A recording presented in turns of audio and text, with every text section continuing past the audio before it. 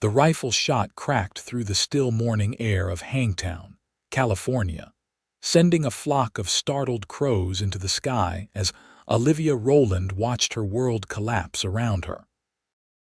She stood frozen on the dusty road leading into town, the sweat from her long journey drying cold on her skin as she witnessed her husband, Edward, shake hands with a man she'd never seen before, a man who now held the deed to what she'd thought was their future. It was the spring of 1872, and Olivia had just ridden 15 miles on a borrowed horse to surprise Edward at what was supposed to be their new homestead. 3 months prior, he had left their struggling farm in Missouri with nearly all their savings, promising to establish them a fresh start in the gold rush territory of California. His letters had painted a promising picture: a modest but sturdy home purchased, land with good soil, proximity to a thriving town. His last correspondence had finally invited her to join him with detailed directions to their new property. But the property before her, a small cabin with newly cleared land around it, was clearly being sold to someone else. Edward's familiar lanky figure and the way he swept back his dark hair were unmistakable, even at this distance. The stranger counted out money into Edward's palm, more money than Olivia and Edward had ever seen together in their 7 years of marriage. Olivia urged her tired horse forward, her heart hammering wildly in her chest. "Edward," she called out, her voice carrying on the breeze. Her husband whirled around, his face draining of color. "Olivia, you weren't supposed to be here until next week." The stranger looked between them with obvious confusion. "Your sister, Rowland. You said this was your family property." "Sister." Olivia dismounted, her legs nearly buckling beneath her after the long ride. "I'm his wife." The silence that followed was deafening. The stranger, a well-dressed gentleman with a neat beard, looked at Edward with narrowed eyes. "What game are you playing, Rowland?" Edward's face hardened into something Olivia had never seen before. "There's been a misunderstanding. My wife was supposed to stay in Missouri until arrangements were finalized." "Arrangements for what?" Olivia stepped closer, the dust from the road clinging to her travel-worn skirts. "Edward, what's happening? You wrote that this was our home." The stranger cleared his throat uncomfortably. "Madam, I've just purchased this property from your husband for a considerable sum. Papers are signed and registered with the county clerk this morning." Olivia felt the world tilt beneath her feet. "That's impossible. Our savings went into buying this place. We sold everything we had in Missouri." Edward's face flushed with anger. "You shouldn't have come early, Olivia. You've complicated things now." "Complicated what?" Her voice rose with disbelief. "Where were you planning to put me when I arrived next week if you were selling our home?" Edward wouldn't meet her eyes. The stranger backed away, mumbling something about letting them sort out their personal matters. He retreated to his horse, though he kept the deed firmly in his hand. "The money's gone, Olivia," Edward finally said, his voice cold. "I lost it at the tables in Sacramento, all of it. I had to sell this place to pay some debts." "Gambling debts." Olivia felt her knees weaken. "Our entire savings, the money from my father's farm. I was trying to double it," Edward hissed. "The mines aren't paying out like they used to, and land prices are climbing. I needed more to get us properly established." "And what was your plan for me?" She could barely push the words past the tightness in her throat. Edward glanced toward town, then back at her. "I was going to send you a letter, tell you to stay in Missouri until I could make things right." "A letter?" The word fell from her lips like a stone. "After I sold everything. After I said goodbye to everyone I've ever known." "I'll figure something out," he said, but his eyes shifted away from hers, in that familiar way they always did when he was crafting one of his schemes. "You should have trusted me to handle this, Olivia. You always rush into things." A hot flush of anger washed over her. "Rush into things? I've waited 3 months to join my husband. I've been patient, trusting, supportive." She stopped, noticing for the first time the quality of his clothes. While she'd been scraping by on what little he'd left her, selling her mother's silver to afford the stagecoach ticket west, he was wearing a new waistcoat and polished boots. "Where have you been living, Edward?" she asked quietly. His hesitation told her everything. The stranger on his horse suddenly looked uncomfortable. "You have a room in town, don't you? While you've been telling me you were building our future." Her voice rose with each word. "It's not what you think. It's exactly what I think."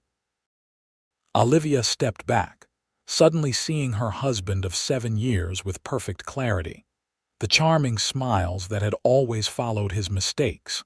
The promises that never quite materialized. The dreams that grew more elaborate with each failure. "I believe I'll be going," the stranger said, tipping his hat awkwardly. "Mrs. Rowland, I'm sorry for your situation." "Wait," Olivia called. "Sir, may I at least collect my personal belongings from the cabin?" The man looked confused. "Madam, the cabin was empty when I viewed it yesterday. Just basic furniture that was part of the sale." Olivia turned her stricken gaze to Edward, who had the decency to look ashamed. "What did you do with our things? My mother's quilt, her recipe book, my grandmother's china?" "I had to sell some things to cover expenses," he mumbled. "All of it." She felt hollow, scraped out. "Even the things that weren't yours to sell?" Edward straightened, a flush creeping up his neck. "What was I supposed to do? You weren't here and I needed money." "You were supposed to be honest." The words tore from her throat.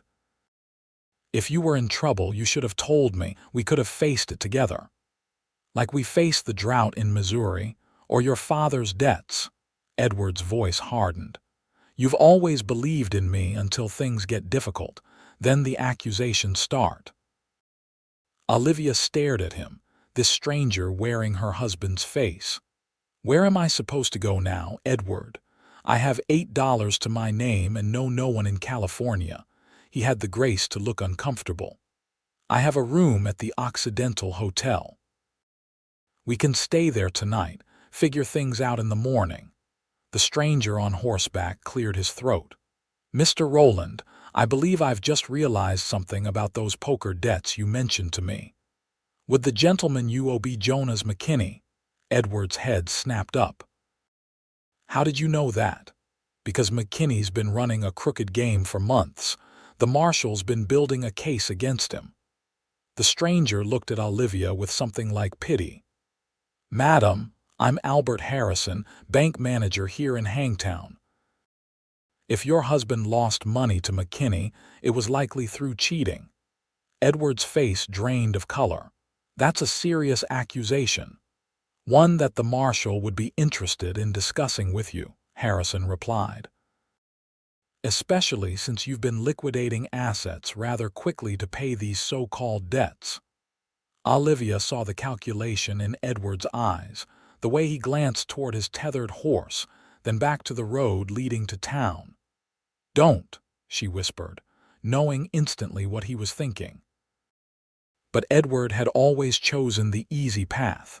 With a sudden movement, he leapt onto his horse. "I'll make this right, Olivia," he called as he wheeled the animal around. "Just need some time to sort things out." And then he was gone, galloping away from Hangtown, from the property he'd just sold, from the wife he'd betrayed. Olivia stood in the swirling dust, still clutching the reins of her borrowed horse, everything she owned now fitting in the single saddlebag at her side. Albert Harrison dismounted slowly, his expression genuinely regretful. "Mrs. Rowland, I sincerely apologize. Had I known the true situation, I never would have." "You couldn't have known," Olivia interrupted, her voice oddly calm despite the storm raging inside her. "My husband has always been persuasive." Harrison looked toward town, then back at the small cabin. I wish there was something I could do. The sale is legally binding, but perhaps the marshal could. The marshal can't find money that's already been gambled away, Olivia said dully. The reality of her situation was beginning to sink in.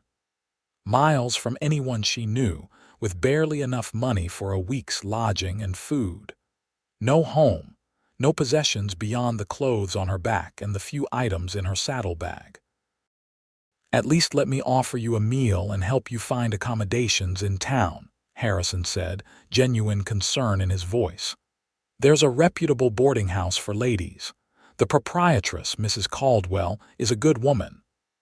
Olivia nodded numbly, too exhausted and shocked to refuse.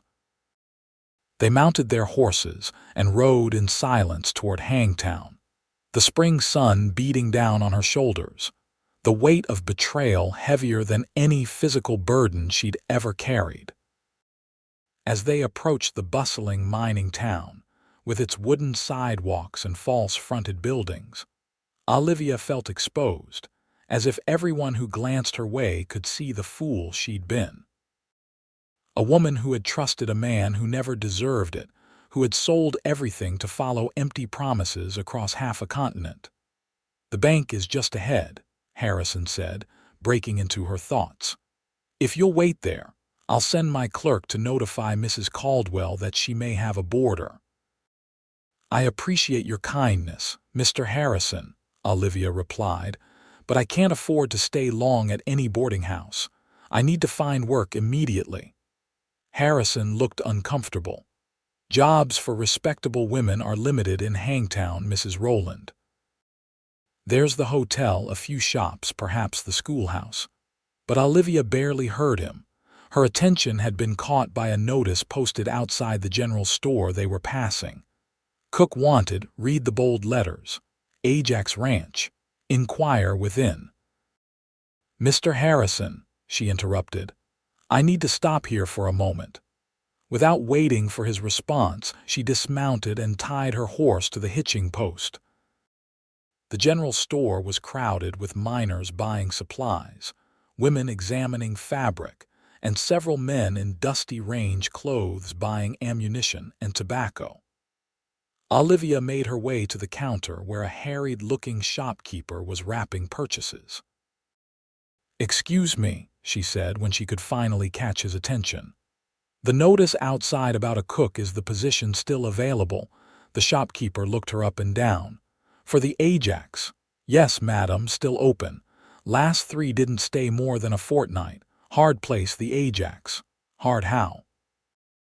Olivia asked. The man shrugged. "Remote, rough country, owner's particular about his ways, pays good though."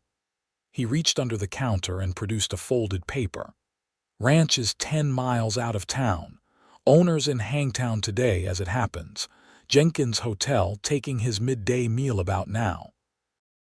Olivia took the paper, which contained details about the position and its requirements. Cook for a working cattle ranch. Room and board provided. Salary listed that was more generous than she would have expected. "Thank you," she said, already turning toward the door. A ranch job meant housing. It meant immediate work. It meant escape from Hangtown, where Edward might return, bringing more chaos into her life. Harrison was waiting outside, looking mildly annoyed. "Mrs. Rowland, I really must insist that we get you settled properly. A lady in your situation is in no position to be particular," Olivia finished for him. "Mr. Harrison, I'm going to inquire about this cooking position. Thank you for your assistance, but I need to secure my own future now." The banker's expression softened. "At least allow me to accompany you to the hotel. Your husband may have associates in town who recognized you riding in with me. For propriety's sake, if nothing else." Olivia nodded her agreement, recognizing the wisdom in his words. Together they rode the short distance to the Jenkins Hotel, a 2-story structure that, while not grand, was certainly respectable. Harrison helped her dismount and spoke quietly to a stable boy about her horse. "The animal belongs to the Wilkinsons in Butler Creek," Olivia said, suddenly remembering. I borrowed it to make the journey here. It needs to be returned. Harrison nodded. I'll see to it, Mrs. Rowland. Now shall we find this ranch owner? The hotel dining room was half full, mostly with men in business attire taking their midday meal.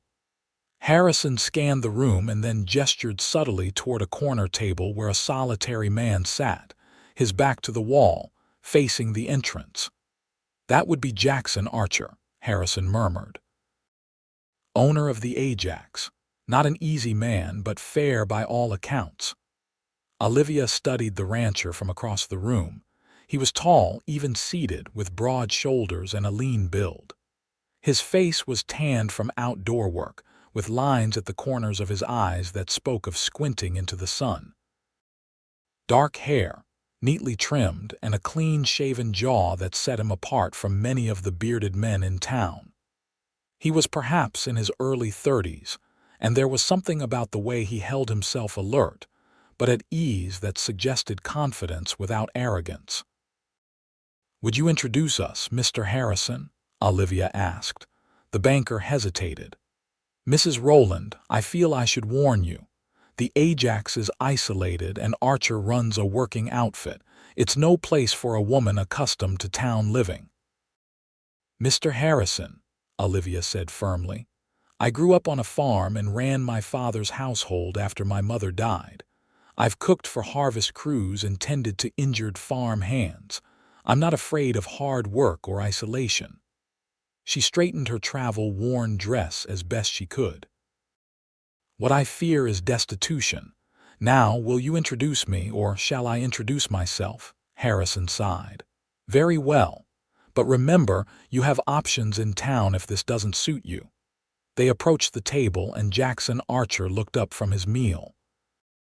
His eyes were a startling clear blue, assessing them with quick intelligence. Archer, Harrison nodded in greeting. May we join you? The rancher gestured to the empty chairs. Harrison. His gaze moved to Olivia, curious but not intrusive. This is Mrs. Olivia Rowland, Harrison said. She's inquiring about the cook position at Ajax Ranch. Archer's eyebrows rose slightly. Mrs. Rowland. He acknowledged her with a slight nod. You cook? I do, she answered, meeting his gaze directly. I saw your notice at the general store. I understand you need someone immediately. I do, he confirmed. But it's hard country, Mrs. Rowland. Remote. 15 men to feed, 3 meals a day. Supplies come once a month. Previous cooks found it too demanding. Were your previous cooks raised on a Missouri farm, Mr. Archer? Did they manage a household of 8 during drought years? Olivia's chin lifted slightly. I'm not afraid of demanding work. A flicker of interest passed through his eyes. What brings you to Hangtown looking for ranch work, if I might ask? Olivia hesitated, unwilling to share her humiliation with a stranger. Changed circumstances, Mr. Archer. I find myself in need of immediate employment and housing. Harrison cleared his throat. Mrs. Rowland has had some unexpected difficulties with her living arrangements. She's a woman of good character who finds herself temporarily inconvenienced. Archer studied her for a long moment, and Olivia felt as if he could see right through Harrison's tactful explanation to the raw truth beneath. But he asked no further questions about her circumstances. Can you start tomorrow? He asked instead. Olivia blinked in surprise. Yes, I can. Wages are $40 a month plus room and board, Archer said. Your quarters would be in the cookhouse, separate from the bunkhouse. Sundays are yours unless it's roundup or we're moving cattle. You get supplies from town once a month. I'll provide transportation. Any questions? Olivia's mind raced. The wage was generous, nearly double what she might earn in town. What happened to the previous cook's belongings? I have. Very little with me. Something like understanding flickered in Archer's eyes. Left most of it behind. Basic necessities are their cookware, some linens. There's a general store account for the ranch if you need essentials. He paused. Ranch is rough country, Mrs. Rowland, 10 miles from town. Nearest neighbor is 5 miles away. I understand, Mr. Archer. She met his gaze steadily. I'm prepared for isolation if it means honest work and a roof over my head. Harrison shifted uncomfortably beside her. Archer, perhaps Mrs. Rowland should visit the ranch first before committing. No, Olivia said firmly. I'll take the position, Mr. Archer. When do we leave? 3 hours, he replied. Need to finish business in town. Meet me at the livery stable. He reached into his pocket and withdrew several coins. For supplies, if you need them, Olivia stiffened. I can manage with what I have until my first wages, thank you. A hint of respect showed in his expression. As you wish. 3 hours, then. He stood, nodding to Harrison. Bank business going well, Harrison? Well enough, the banker replied, though Olivia noticed a tension between the men. Mrs. Rowland, shall I escort you to purchase any necessities? Olivia rose from the table. Thank you, Mr. Harrison. You've been very kind. As they left the hotel, Harrison spoke in a low voice. Are you certain about this, Mrs. Rowland? The Ajax has a reputation. Archer runs a tight operation and the land is unforgiving.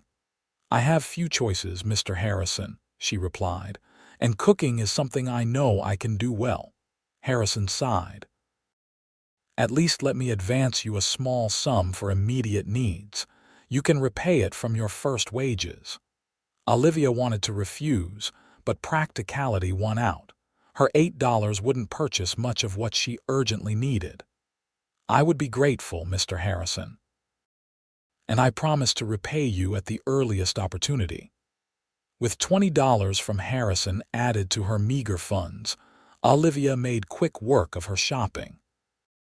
A sturdy work dress, undergarments, a warmer shawl for the cool mountain evenings, basic toiletries, and a few small personal items that might make her new quarters feel less strange. The shopkeeper's wife, upon hearing she'd taken the Ajax position, insisted on adding a pair of sturdy leather gloves at no charge. Hard work out there, the woman said, her eyes kind. But Archer's fair, by all accounts, pays on time, doesn't tolerate roughness toward women from his men. Olivia nodded her thanks, collecting her packages.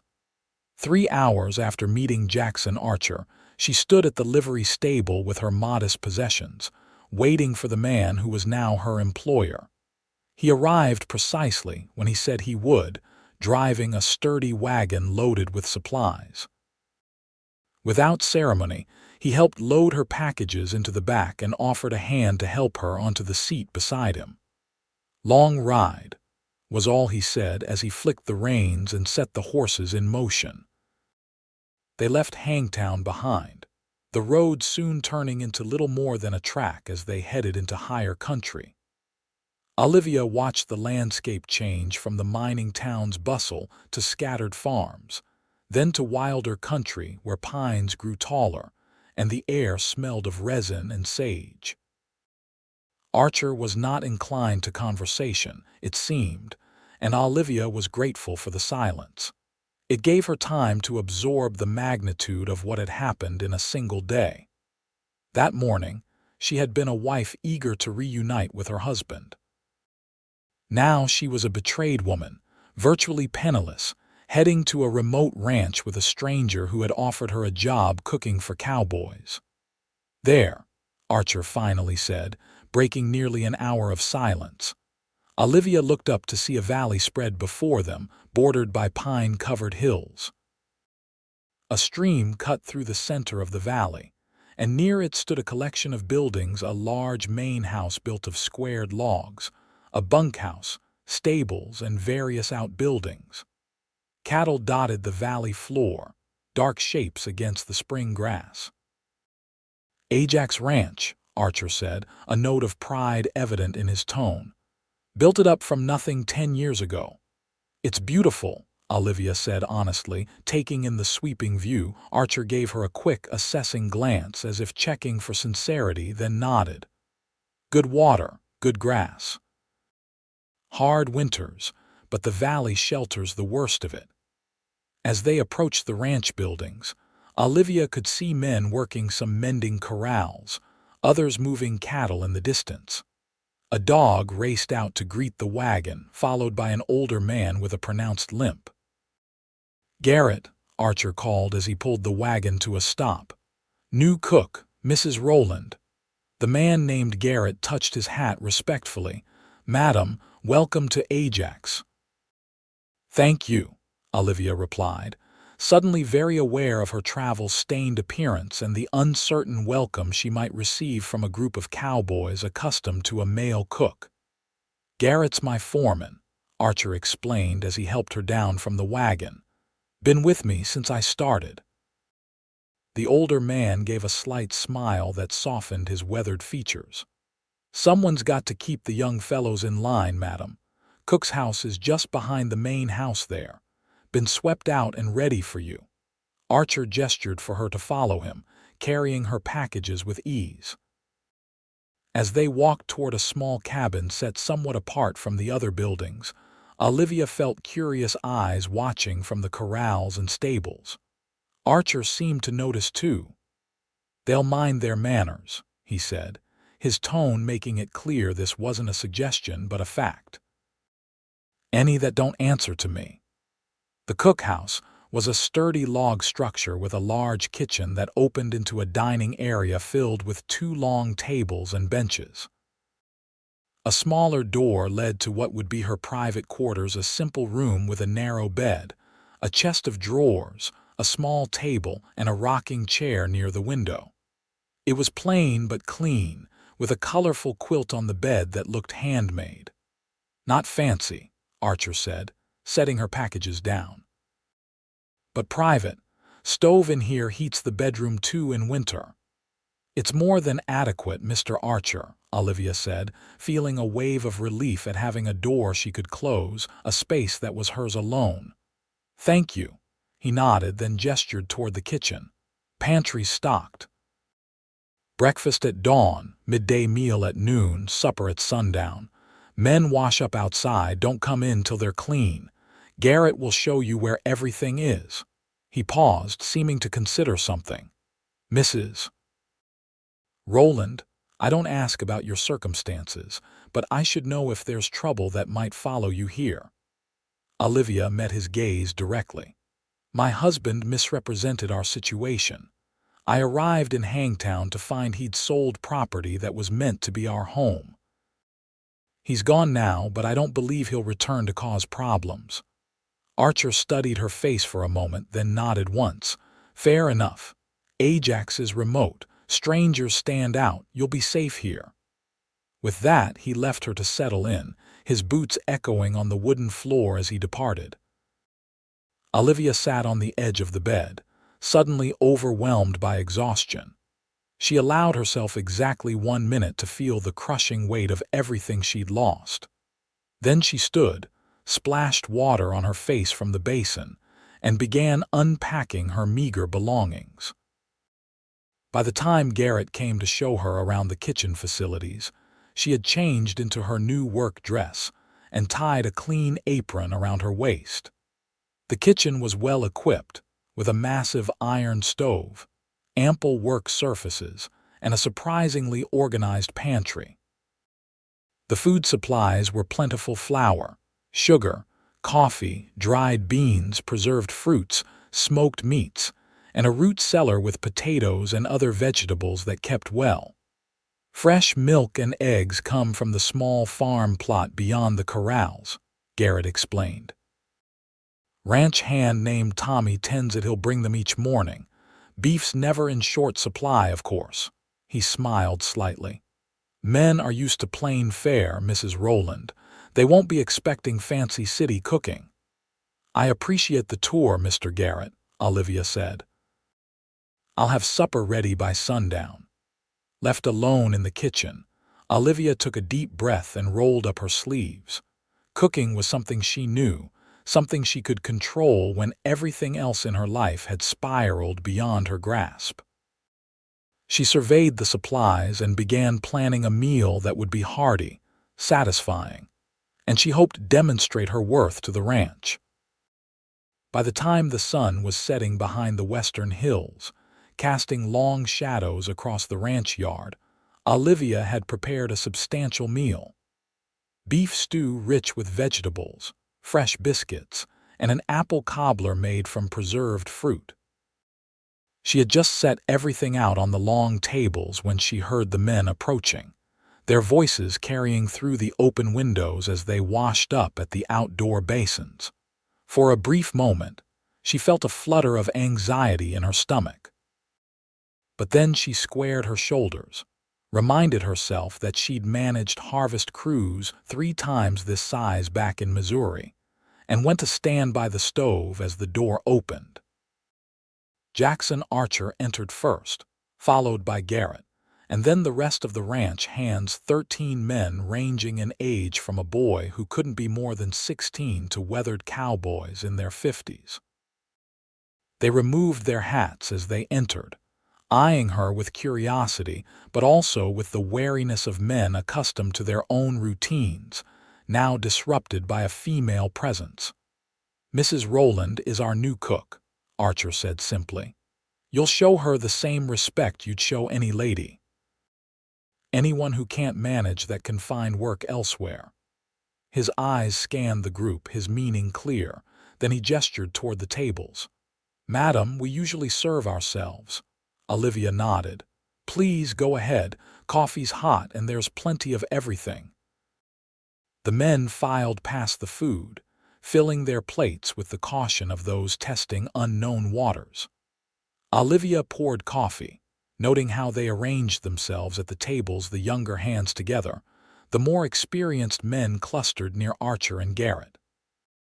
The conversation was subdued at first, but as they began to eat, appreciative murmurs spread through the room. "These biscuits are something else, madam," one of the older cowboys said, reaching for a second helping. "Stew's got flavor," another commented. "Last fellow just boiled meat till it gave up." By the time they reached the apple cobbler, the atmosphere had noticeably relaxed. Olivia refilled coffee cups and accepted their compliments with quiet thanks, observing the dynamics of the group. These were working men who responded to competence.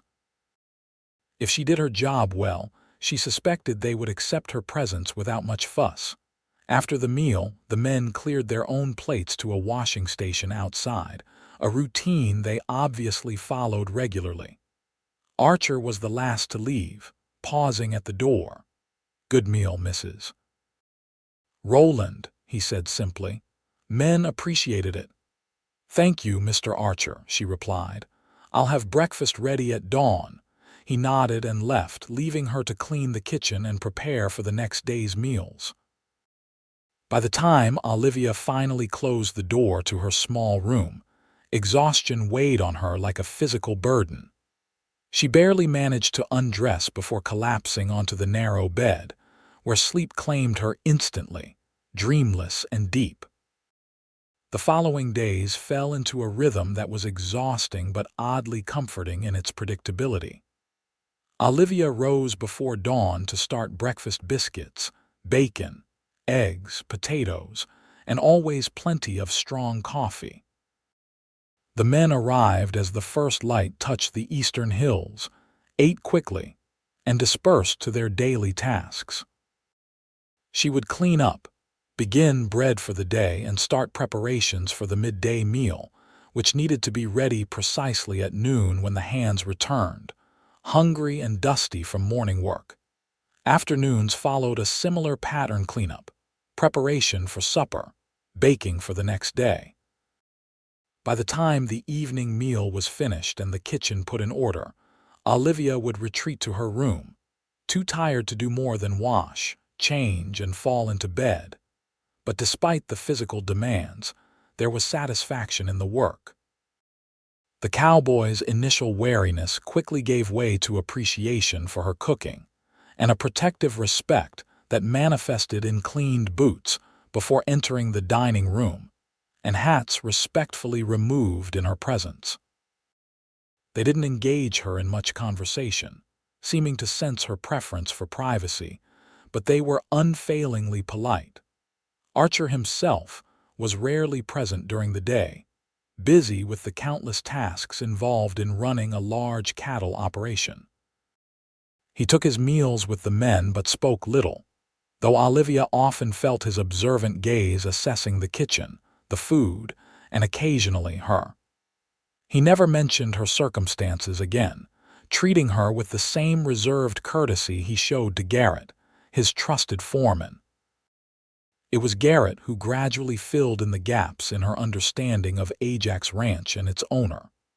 The older man often lingered after the others had left, sometimes helping with heavier tasks despite her protests.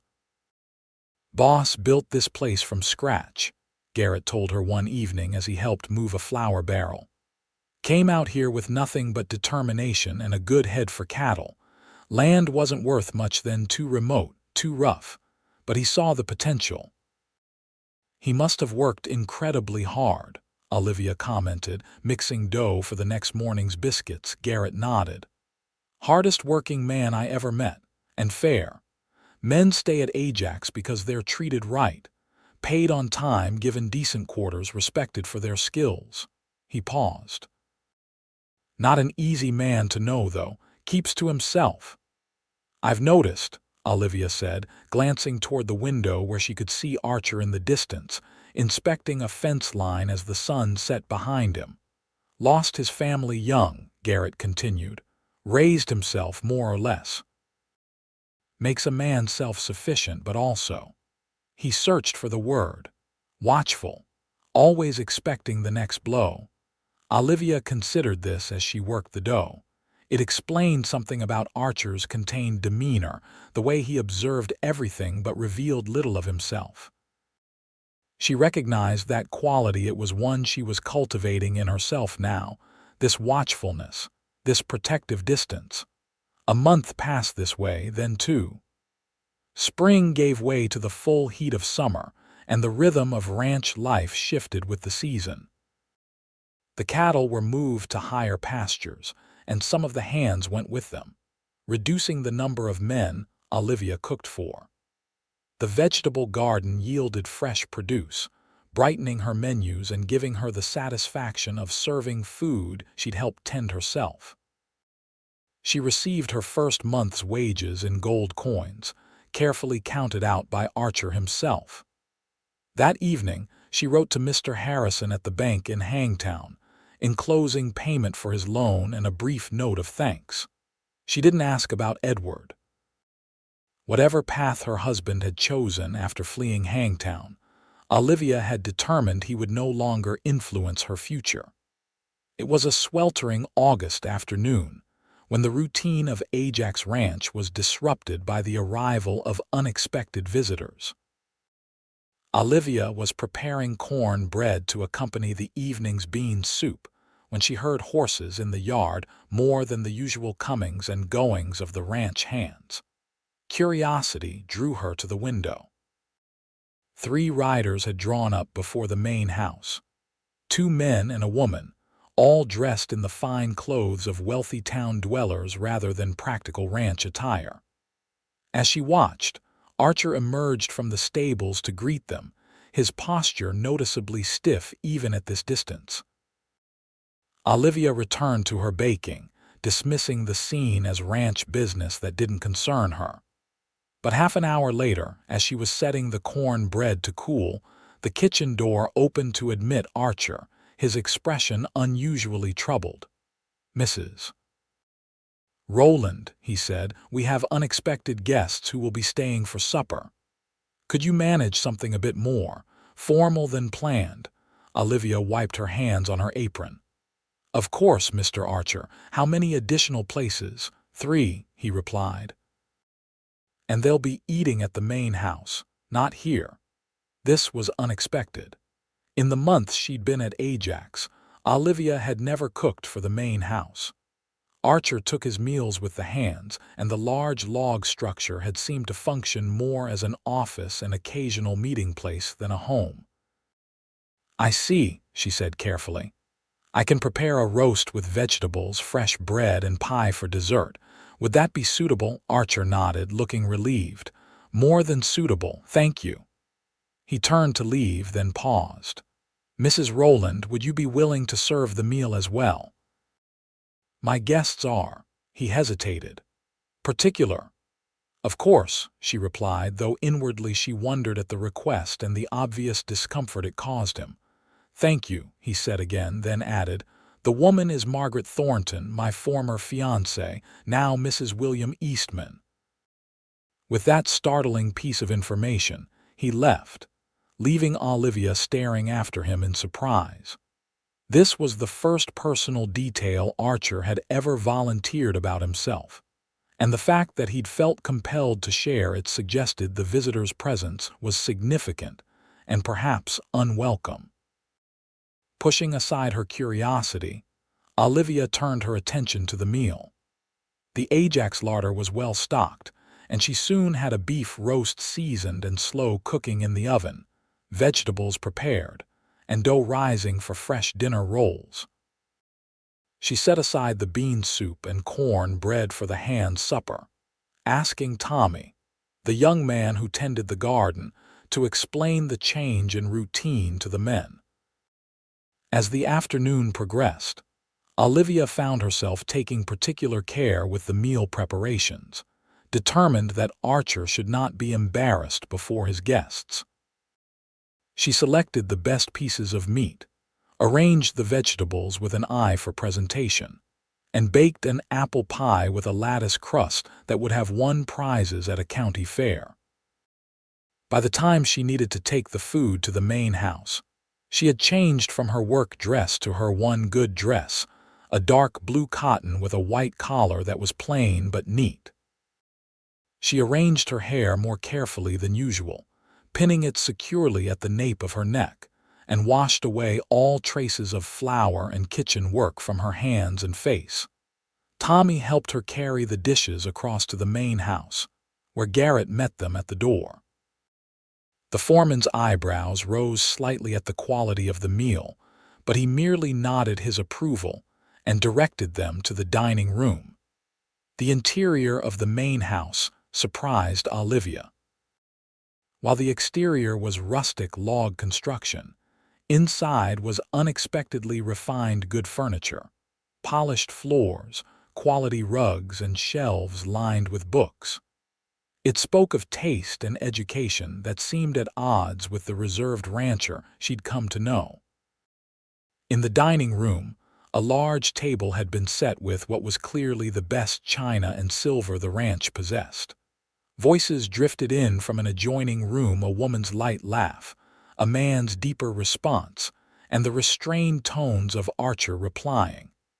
"They're still in the parlor," Garrett murmured. "I'll tell them dinner's ready. You can start serving when they're seated." Olivia nodded, arranging the serving dishes on a sideboard. She had just completed the task when the dining room door opened, and the visitors entered, followed by Archer. Margaret Eastman was immediately recognizable as a woman of wealth and social standing. Her dress was the latest fashion, her dark hair elegantly styled, her manner confident and assured. She was beautiful in a polished way, with fine features and an expressive mouth currently curved in a smile that didn't quite reach her eyes. "Jackson, you've been keeping secrets," she was saying as they entered. "Your home is far more civilized than William expected." Archer's expression remained neutral. The house serves its purpose. The man who must be William Eastman, a heavy-set gentleman with a florid complexion and an expensive waistcoat, laughed heartily. "Don't be modest, Archer. You've carved quite an operation out of this wilderness." "I'm impressed, truly." The third visitor, a thin man with spectacles and an air of deference, smiled nervously but said nothing. None of them noticed Olivia standing quietly by the sideboard until Archer turned to introduce her. "Mrs. Rowland, our cook, has prepared dinner. Mrs. Rowland, these are the Eastmans and Mr. Porter, their attorney." Margaret Eastman's gaze swept over Olivia with the quick assessment of a woman accustomed to categorizing others by their clothing, manner, and social position. Whatever she saw apparently confirmed her expectations, for she merely nodded before taking her seat at the table. "How charming to have a female touch in such a remote place," she remarked to Archer as her husband held her chair. "Though I imagine she finds it quite primitive after town life." Olivia began serving the food, moving quietly around the table as the conversation continued. She kept her expression neutral, though inwardly she noted the undercurrents of tension, particularly between Archer and Margaret Eastman. There was history there, not just a broken engagement, but something that still resonated with unresolved feelings. "We've come on business, of course," William Eastman announced as he served himself generously from the roast platter Olivia offered. "The railroad survey is complete and the route has been determined." "Through the North Pass," Archer said, his voice level. "As expected." "Actually, no," Eastman replied with a hint of satisfaction. "The engineers have determined that the south route is more feasible. Less grade, better approach." Archer's hand tightened almost imperceptibly on his fork. "The south route crosses Ajax land." "Precisely why we're here," Margaret interjected smoothly. "The railroad needs right-of-way, Jackson. Mr. Porter has the official offer." She smiled at him across the table, a smile that held knowledge of exactly how this news would affect him. "It's quite generous considering." "Considering what?" Archer asked, his tone cool. "Considering that the railroad will proceed with or without your cooperation," Eastman said bluntly. "Eminent domain, you understand, but we'd prefer a cordial agreement." Olivia, refilling water glasses, observed the subtle shift in Archer's posture, a tensing, a drawing inward. "The south route cuts my ranch in half," he said, "divides the water access. There are engineering solutions." The attorney Porter spoke for the first time. "Culverts, bridges." "And compensation," Margaret added. "Quite substantial compensation." "I'm not interested in selling any portion of Ajax," Archer replied firmly. Eastman chuckled, but there was little humor in it. "Come now, Archer. Every man has his price. The railroad brings progress, prosperity. Surely you can see the benefits." "What I see," Archer said, carefully setting down his knife and fork, "is an attempt to force me into a decision that benefits you far more than it does me." A tense silence fell over the table. Olivia quietly removed empty plates and brought in the pie, feeling like an intruder in a private battle. As she served the dessert, Margaret Eastman suddenly addressed her directly. "Mrs. Rowland, how long have you been at Ajax?" Startled by the direct question, Olivia answered simply, "Nearly 3 months, madam." "And your husband? Is he one of the ranch hands?" Olivia felt Archer's gaze sharpen on her. "I'm a widow, Mrs. Eastman," she replied, the lie coming easily to her lips. It was simpler than the truth, and closer to how she felt about her marriage, dead, buried in the past. "How unfortunate," Margaret murmured, though her tone suggested more curiosity than sympathy. "A young woman alone in such an isolated place. Aren't you afraid?" "No, madam," Olivia said truthfully. "Ajax Ranch has been a safe harbor for me." Something flickered in Margaret's eyes, calculation, perhaps, or a reassessment. She glanced from Olivia to Archer, then back again. "How interesting," was all she said before returning her attention to her dessert.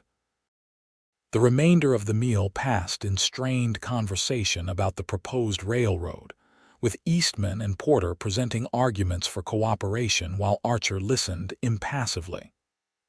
When the pie was finished, Margaret suggested that the men retire to discuss business matters in private. "While Mrs. Rowland and I become better acquainted," she added with a smile that didn't reach her eyes. Olivia would have preferred to escape to her kitchen, but Archer nodded his agreement before leading the men toward what must be his office. Left alone with Margaret Eastman, Olivia began to clear the dessert plates. "Please sit down, Mrs. Rowland," Margaret said, her voice taking on a confidential tone. "The dishes can wait. I so rarely have the opportunity to speak with another woman out here." Reluctantly, Olivia took a seat, keeping her expression politely neutral. "How did you come to Ajax?" Margaret asked, leaning forward slightly. "It's unusual for a young widow to seek employment so far from civilization." "Circumstances required I find work quickly," Olivia replied, deliberately vague. Mr. Archer had posted for a cook in Hangtown. Margaret nodded as if this confirmed something for her. Jackson always did have a soft spot for those in difficult situations. "It's both his strength and his weakness."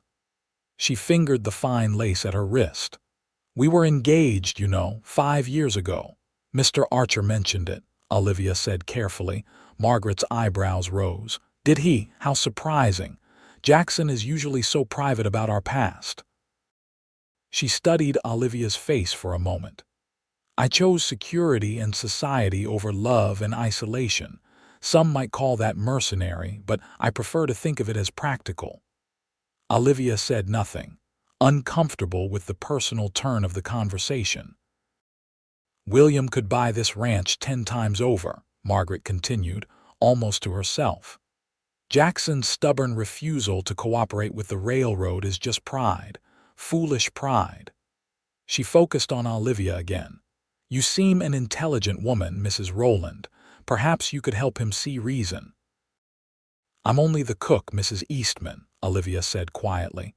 "Ranch business is not my concern." Margaret laughed lightly. "My dear, a woman in a household of men is never only anything. You have influence whether you choose to use it or not." She leaned closer, lowering her voice. "The railroad will come through Ajax land. That's inevitable. The only question is whether Jackson profits from it or fights a losing battle." Before Olivia could respond, the door opened and the men returned. From their expressions, Eastman's frustrated, Porter's resigned, and Archer's resolute, it was clear that no agreement had been reached. "We'll be returning to town, Margaret," Eastman announced. "Mr. Archer needs time to consider the offer." "I've considered it," Archer replied calmly. "My answer remains no." Eastman's face reddened. "Don't be a fool, Archer. This is business, not personal." "My ranch, my decision," Archer said, his tone final. Margaret rose gracefully, straightening her skirts. "We've imposed on your hospitality long enough, Jackson. Thank you for dinner." She turned to Olivia with a practiced smile. "Mrs. Rowland, a pleasure to meet you. I hope we'll have the opportunity to continue our conversation another time." The departure of the visitors left a palpable tension in the air. Olivia busied herself clearing the remaining dishes, expecting Archer to retreat to his office or rejoin the hands. Instead, he remained in the dining room, watching her work with an expression she couldn't quite read. "Thank you for the meal," he finally said. "It was impressive." "You're welcome, Mr. Archer," she replied, stacking plates carefully. "I should get these back to the kitchen." "I'll help," he said, gathering silverware before she could protest. They walked in silence across the ranch yard, now bathed in twilight. In the kitchen, Olivia filled wash basins with hot water, and to her surprise, Archer rolled up his sleeves and began helping with the dishes. "You didn't have to lie for me," he said quietly as he dried a plate. Olivia looked up, startled. "Lie about being a widow?" His eyes met hers, clear and direct. "Garrett told me your husband abandoned you in Hangtown, sold land out from under you." Olivia felt heat rise in her cheeks. "I didn't mean to deceive, it just seemed simpler." "I understand simple," he said with a slight nod. "No need to explain." He was quiet for a moment, then added, What Margaret said to you about influencing me regarding the railroad, I hope you didn't feel obligated to take a position." "Of course not," Olivia replied, surprised that he deduced the nature of her conversation with Margaret. "It's your ranch, your decision." Archer nodded, seeming satisfied. "The Eastmans want Ajax," he said abruptly. "Have for years. William has been buying up ranches throughout the territory, consolidating them. The railroad is just their latest strategy." "And Mrs. Eastman?" Olivia asked before she could stop herself. "What does she want?" A shadow crossed his face. "Margaret wants what she's always wanted: security, status, things I couldn't provide 5 years ago." He set down the dish towel. "Things that matter less to me than this land, this life I've built." The simple honesty of his statement touched something in Olivia. For months, she'd worked alongside this reserved, private man, respecting his boundaries while maintaining her own. But in this moment, with the kitchen shadows deepening around them, she glimpsed the person behind the careful restraint, a man of principle, determined to protect what mattered to him. "I understand," she said softly. "Some things are worth protecting, no matter the cost." His gaze held hers for a long moment, and something shifted between them, a recognition, perhaps, of shared values, of similar wounds carefully guarded. "Yes," he finally said. "They are." He straightened, stepping back from the momentary intimacy of their conversation. "Thank you again for the meal, Mrs. Rowland. Good night." "Good night, Mr. Archer," she replied, watching as he left the kitchen and disappeared into the gathering darkness. That night, lying in her narrow bed, Olivia found sleep elusive. Her mind kept returning to the evening's events, the tension at the dinner table, Margaret Eastman's calculated confidence, and most persistently, the quiet moment in the kitchen when Jackson Archer had briefly allowed her to see beyond his careful reserve. She told herself it was merely the disruption to her routine that left her restless, the unexpected glimpse into ranch business that didn't concern her. But in the honest darkness, she acknowledged the truth: something had changed.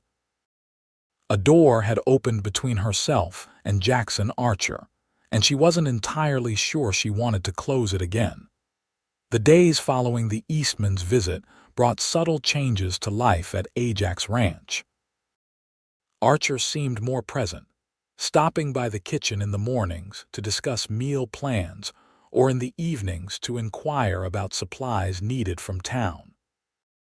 These conversations remained largely practical, but occasionally they would drift into more personal territory: her suggestions for improvements to the kitchen garden, his observations about the changing season, shared memories of harvest times back east.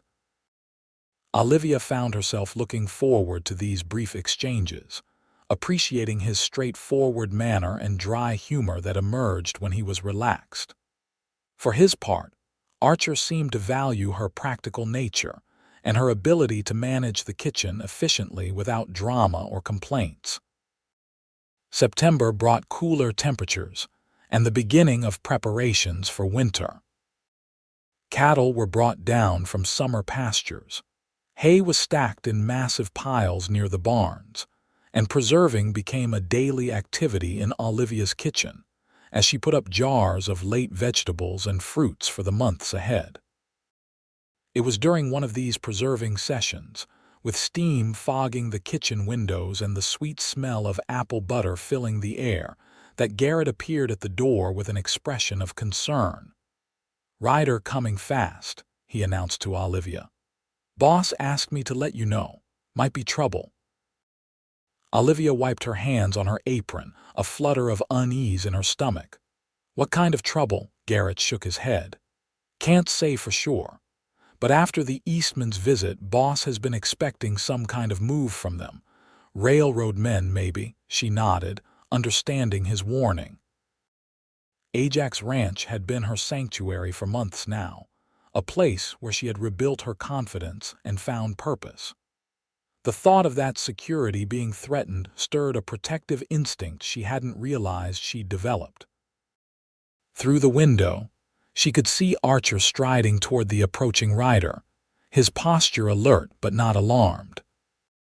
The horseman pulled up in a cloud of dust, and even from a distance, Olivia could see it was not one of the railroad representatives but a young man, barely more than a boy, his clothes trail worn and his manner urgent. Curious, Olivia moved to the kitchen door, watching as Archer spoke with the rider. After a brief exchange, the young man handed over what appeared to be a letter. Archer read it quickly, his expression darkening. He gave the rider directions toward the bunkhouse, then turned toward the kitchen, his stride purposeful. Olivia stepped back inside, returning to her work, but her mind was racing with possibilities. When the door opened a few minutes later, she looked up to find Archer standing there, the letter still in his hand, his expression troubled. "Mrs. Rowland," he said without preamble, "I need to ride to Hangtown immediately. There's been an incident." "An incident?" she echoed, setting down her stirring spoon. "The Eastmans have filed legal papers claiming partial ownership of Ajax." His voice was controlled, but she could hear the anger beneath it. "Based on a supposed verbal agreement made years ago." "But that's," Olivia stopped herself from saying, "impossible." "A fabrication," Archer finished for her, "but one that requires my immediate attention in town. Garrett will oversee things here while I'm gone." Olivia nodded, understanding the seriousness of the situation. "How long will you be away?" 2 days, possibly 3. He hesitated, then added, "The rider brought another piece of news. There's been talk in Hangtown about a man asking questions about you." Olivia felt her heart stutter. "What kind of questions?" "Your whereabouts, your situation." Archer's eyes were intent on her face. "The description matches your husband." A cold weight settled in Olivia's stomach. "Edward," she whispered, her hands unconsciously gripping her apron. "But why, after all this time?" "I don't know," Archer replied honestly, "but I thought you should be aware. No one in town knows you're at Ajax Harrison at the bank has been discreet, but if your husband is persistent, he might find me." Olivia finished quietly. Archer nodded once. "I've instructed Garrett to be vigilant while I'm away. No strangers approach the house without being questioned." He paused. "Mrs. Rowland, Olivia, if you're concerned for your safety, you could accompany me to town. Stay at the hotel until this is resolved." The offer was practical, considerate, and yet Olivia found herself shaking her head. "No. Ajax is my home now, Mr. Archer. I won't be driven away by fear of what Edward might do." Something flickered in Archer's eyes at her use of the word home, surprise, perhaps, or approval. "As you wish," he said, "but promise me you'll be cautious. Your husband—" He hesitated. "A man who would sell property out from under his wife might be capable of other deceptions." "I'm well aware of Edward's capabilities," Olivia said, an edge creeping into her voice. "I won't be caught off guard again." Archer studied her for a moment longer, then nodded. "I'll be back as soon as possible. If anything changes, anything at all that concerns you, Garrett can send a rider to town." After he left to prepare for his journey, Olivia returned to her preserving work, but her thoughts were turbulent. Edward, asking about her in Hangtown. What could he possibly want after abandoning her without resources, after selling her family heirlooms? Money, most likely. Edward always needed money to cover his latest scheme or gambling debt. The thought of him finding her at Ajax, disrupting the life she'd built here, filled her with a cold anger. For the first time, she truly understood Jackson Archer's determination to protect what was his. Ajax Ranch had become Olivia's sanctuary, the place where she had gradually healed from Edward's betrayal. She would not allow him to threaten that hard-won peace.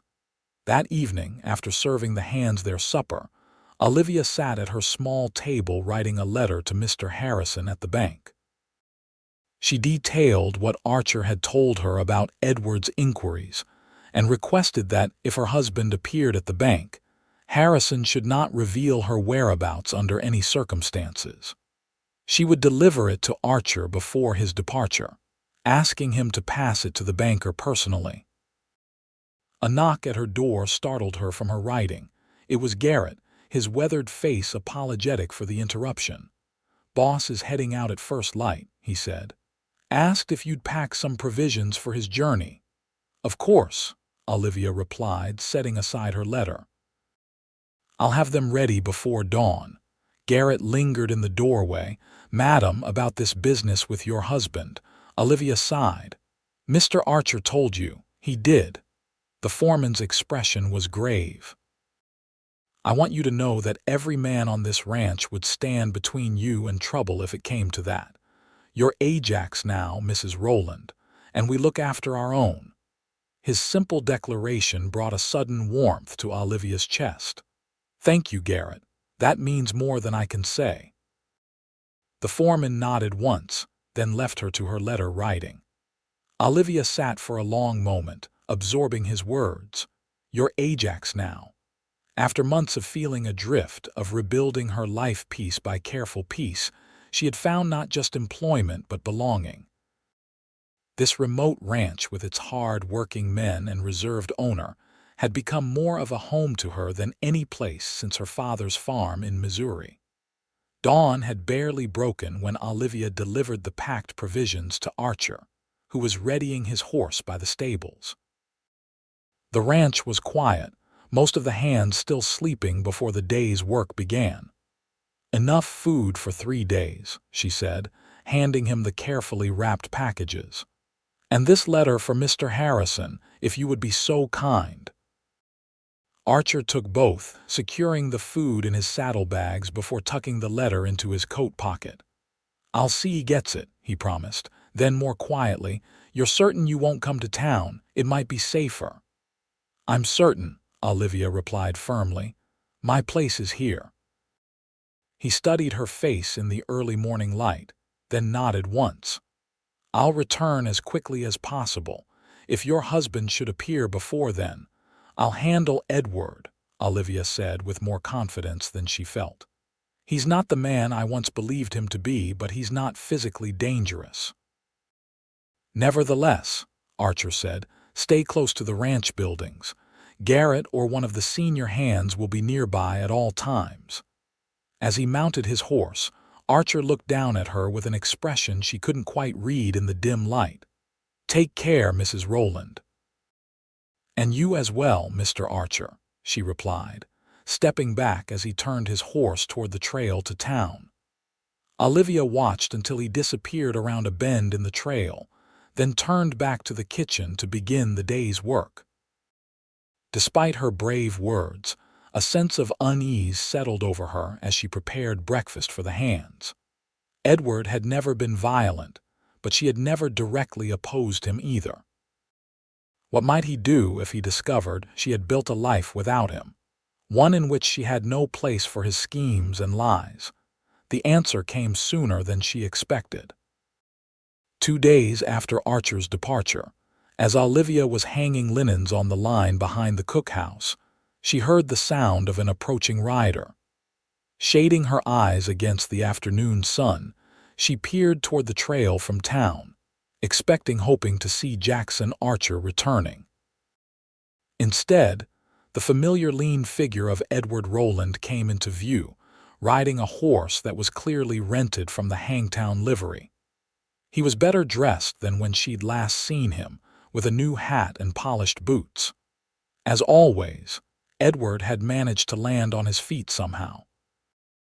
Olivia stood very still, the damp sheet forgotten in her hands. For a moment, she considered retreating to the kitchen, sending one of the ranch hands to turn Edward away.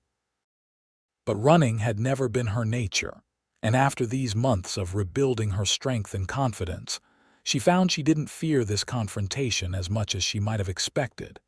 Edward spotted her and urged his horse forward, a familiar, charming smile spreading across his face.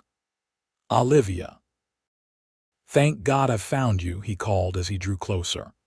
"I've been searching everywhere." She remained silent, watching as he dismounted and approached, his arms spread as if expecting an embrace. When she didn't move, he dropped his arms, the smile faltering slightly.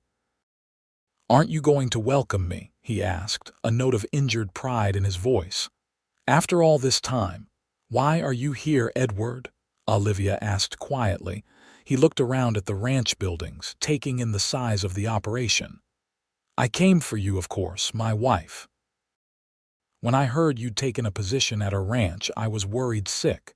This is no place for you, Olivia, so isolated, so rough." "I've managed quite well," she replied evenly. "Better than I did with you." A flash of anger crossed his face, quickly replaced by contrition. "I deserved that. I know I behaved badly in Hangtown. The gambling, the lies, it was a dark time for me, Olivia, but I've changed." "Have you?" She folded the sheet methodically, buying time to steady her emotions. "How convenient." Edward stepped closer. "I've made a fresh start in Sacramento. A business partnership with a man I met in my travels. Import-export, very promising. I have a small house there, respectable neighborhood. I came to bring you home where you belong." The familiar pattern of Edward's persuasion, the initial charm, the plausible explanation. The promising future just around the corner was so transparent to her now that Olivia almost felt pity for him. Did he truly believe she would simply set aside the betrayal, the theft, the abandonment, and follow him to yet another scheme? "My home is here now," she said firmly. "At Ajax Ranch." Edward's expression hardened slightly. "As a servant, a cook for Cowboys. That's beneath you, Olivia. You're my wife. Your place is with me." "A wife you abandoned without resources," she reminded him. "A wife whose family heirlooms you sold without permission. A wife you were willing to leave stranded in a strange town while you ran from gambling debts." He flushed, anger briefly overcoming his calculated charm. "So you'll throw that in my face forever? People make mistakes, Olivia. I came back for you. Doesn't that count for anything?" Before she could answer, a shadow fell across them. Garrett had approached silently from the direction of the stables, his expression grim, one hand resting near the pistol at his hip. "Everything all right, Mrs. Rowland?" he asked, his eyes never leaving Edward. "Yes, thank you, Garrett," Olivia replied calmly. "This is my husband, Mr. Rowland."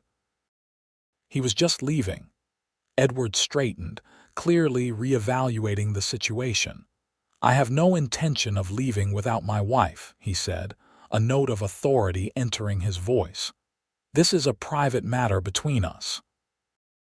"Nothing's private on Ajax land without the bosses say so," Garrett replied evenly. "And he gave specific instructions about visitors while he's away." "The boss has no authority over my wife," Edward snapped. "Mr. Archer has authority over who remains on his property," Olivia interjected. "And I am an employee of Ajax Ranch, not a prisoner. I choose to stay." Edward's eyes narrowed. "Archer, Jackson Archer, the man involved in that railroad dispute." Something in his tone made Olivia wary. "What do you know about that?" A calculating look crossed Edward's face. "Only what everyone in Hangtown is talking about.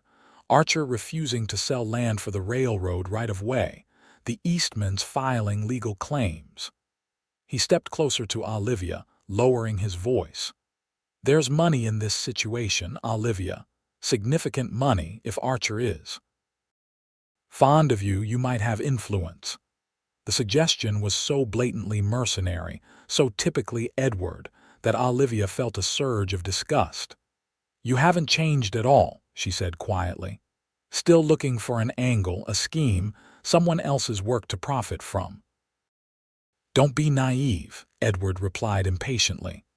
"The railroad is coming whether Archer likes it or not. Why shouldn't we benefit from it?" "We," Olivia laughed, a short, bitter sound. "There is no we, Edward, not any more." His face darkened. "You're my wife under the law, Olivia. You can't simply decide otherwise." "Perhaps not," she acknowledged. "But I can decide where I live and how I conduct myself. And I choose to remain at Ajax Ranch as Mrs. Rowland, the cook." "For now," Edward said, a threat implicit in his tone. "But we'll continue this conversation when your employer returns. I think Mr. Archer will be very interested to learn that he's harboring another man's wife."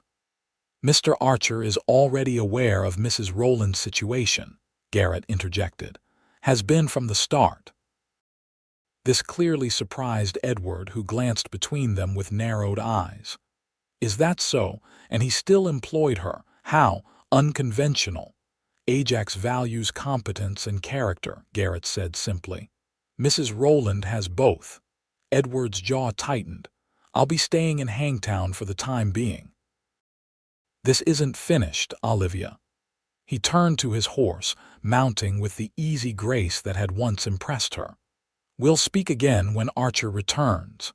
As he rode away, Olivia let out a long breath she hadn't realized she'd been holding. Garrett remained beside her, silent but supportive. "Thank you," she said after a moment. "For being here." The foreman nodded. "Boss's orders, though I'd have done the same without them." He glanced toward the retreating figure of Edward Rowland. "Man like that doesn't give up easy when he sees advantage." "No," Olivia agreed quietly. "He doesn't." That evening, after the hands had eaten and the kitchen was clean, Olivia sat at her small table, turning the encounter with Edward over in her mind. His interest in the railroad dispute troubled her. Edward had always been drawn to situations where money and influence intersected, and his mention of the Eastmans suggested he might be looking for a way to insert himself into the conflict. A knock at her door interrupted her thoughts. It was Tommy, the young hand who tended the garden. "Ryder coming in," he announced breathlessly. "It's the boss." Relief washed over Olivia. She hadn't realized how anxious she'd been until that moment. "Thank you, Tommy. I'll heat some coffee." By the time Jackson Archer strode into the kitchen, his travel dust still on his boots, Olivia had coffee brewing and was slicing bread to accompany the stew she'd kept warm for his return. "You're back earlier than expected," she said, pouring a cup of the strong black coffee. Archer accepted it gratefully, his expression weary but alert. "Resolved matters faster than anticipated. The Eastman's claim is baseless, nothing but a delay tactic." He studied her face. "Garrett sent word to town about your visitor." Olivia nodded, unsurprised that the foreman had dispatched a rider to inform his employer. "Edward found me, yes. Are you all right?" The simple question, asked without judgment or assumption, touched her deeply. "Yes," she replied honestly. "Seeing him was clarifying. The man I thought I married never existed. The real Edward is exactly what he's always been: selfish, manipulative, forever chasing the next opportunity." Archer took a seat at the kitchen table, watching her as she set a bowl of stew before him. "What did he want, officially?" "To reconcile. To bring me to Sacramento, where he claims to have established a new business." She hesitated. "But he was very interested when he learned I worked for you, specifically in your dispute with the railroad." Archer's eyes sharpened. "How so?" He suggested I might have influence with you. "That there was money in the situation." Olivia sat across from him, her hands folded on the table. "Edward always follows money and opportunity, Mr. Archer. If he's lingering in Hangtown, it's because he believes he can profit somehow. From the railroad situation." "Or from me," Olivia said quietly. "As his wife, I have no legal standing of my own. What I earn belongs to him under the law." Archer set down his spoon, his expression darkening. "Has he made that claim?" "Not yet. But he reminded me that I remain his wife under the law." "It would be like Edward to demand my wages." "I'd refuse," Archer said flatly. "And he could take you to court," Olivia pointed out. "Or worse, he mentioned speaking with you directly when you returned. Edward can be very persuasive, Mr. Archer. He's built his life on convincing people to trust him, to invest in his schemes, to give him one more chance." Archer was silent for a long moment, his blue eyes thoughtful. "What do you want, Olivia?" The question, direct and honest, took her by surprise. "What do I want?" "Yes." "Not what the law says, or what your husband wants, or what might be proper or expected. What do you want?" Olivia considered carefully before answering. "I want to remain at Ajax," she said finally. "I've built something here, not just employment, but respect, purpose, belonging. I don't want Edward to take that from me as he's taken so much else." Archer nodded as if her answer confirmed something for him. "Then we'll ensure he doesn't." "How?" Olivia asked, a note of desperation creeping into her voice. "The law is on his side, Mr. Archer. As my husband, he has rights to my property, my wages, even my presence. There are ways," Archer said, his voice steady. "Legal ways to protect what's yours." "A divorce," Olivia said quietly. "But that requires grounds proof, and even then it marks a woman in ways that follow her forever." "Perhaps." Archer's gaze was direct. "But it also offers freedom." The word hung between them, freedom, the thing Olivia had gradually been building at Ajax without fully acknowledging it. Freedom from Edward's schemes, from his lies, from the constant anxiety of waiting for the next disaster his poor decisions would bring. "I would need a lawyer," she said slowly, thinking aloud. "Documentation of abandonment, witnesses to his behavior in Hangtown." "All of which can be arranged," Archer replied. "Harrison at the bank would testify to the property sale. Others in town saw your arrival and Edward's departure." Olivia felt a flutter of hope, quickly tempered by practicality. "Legal proceedings cost money, Mr. Archer, money I don't have." "You have 4 months' wages saved," he pointed out, "and I would advance more if needed." "I couldn't ask that of you," she protested. "You didn't ask, I offered." His tone brooked no argument. "Ajax takes care of its own, Mrs. Rowland. Garrett told you as much." The echo of the foreman's words from days before brought unexpected tears to Olivia's eyes. She blinked them back, unwilling to show such vulnerability, even now. "Why would you do this?" she asked softly. "Take such trouble for a cook." Archer set his coffee cup down carefully. "Is that all you believe you are to Ajax? To the men here?" He paused, his eyes holding hers. "To me?" The question hung in the air between them, charged with meanings neither had previously acknowledged. Olivia felt her heart quicken, aware that they stood at a threshold between the careful professional relationship they had maintained and something deeper, more complex. "What am I, then?" she asked quietly. Archer leaned forward slightly, his voice low and certain. "You are the woman who brings order and care to this ranch, who works harder than anyone without complaint, who treats every man with dignity regardless of his station." He paused, something vulnerable flickering in his eyes. "You are the first person in years whose presence I've genuinely welcomed in my life." The simple honesty of his declaration left Olivia speechless. She had sensed, over the months, a gradual warming in their interactions, a growing mutual respect. But this was acknowledgement of something far more significant. "Jackson," she said softly, using his given name for the first time.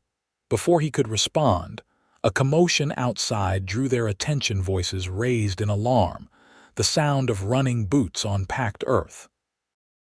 Archer was on his feet immediately, moving toward the door with Olivia close behind. Outside, ranch hands were gathering near the main house, where a rider had just arrived. Even in the fading light, Olivia could see the man was injured, slumped in his saddle, his shirt darkened with what could only be blood. Archer reached him first, helping the wounded man down from his horse. "Miller," he said urgently, "what happened?" "Ambush," the man gasped, clutching his shoulder where blood seeped between his fingers. "Northeast Ridge. They hit the herd. 4, maybe 5 men. Roberts and Carson are holding them off," but he broke off with a grimace of pain. "Get him to the bunkhouse," Archer ordered 2 of the hands. "Garrett, organize a riding party. Armed." He turned to Olivia. "Bandages, anything you have for wounds." She nodded, already turning back toward the kitchen. "I'll bring them to the bunkhouse." As she gathered medical supplies, clean cloths, a bottle of whiskey for disinfection, needle and thread for stitches if needed, Olivia's mind raced. An ambush on the herd, just days after Edward's appearance and the Eastman's legal maneuvers. It couldn't be coincidence. In the bunkhouse, the wounded ranch hand had been laid on a cot. His shirt had been removed, revealing a bullet wound in his shoulder that was bleeding freely but didn't appear life-threatening. Olivia set to work cleaning the injury while Archer questioned the man. "Did you recognize any of them?"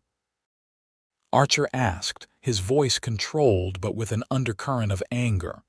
Miller winced as Olivia applied pressure to the wound. "Not sure. They wore bandanas over their faces, but one, the leader, had an Eastern accent, called the others by name. One was Dixon, I remember that." Archer's expression hardened. "Dixon works for the Eastmans. You think William Eastman ordered this?" Olivia asked, looking up from her work. "Not directly," Archer replied grimly. "He's too careful for that, but his foreman, Jenkins, wouldn't hesitate if given the order to apply pressure." Garrett appeared in the doorway, his expression grim. "Men are ready, boss. 8 riders well armed." Archer nodded. "I'll join you."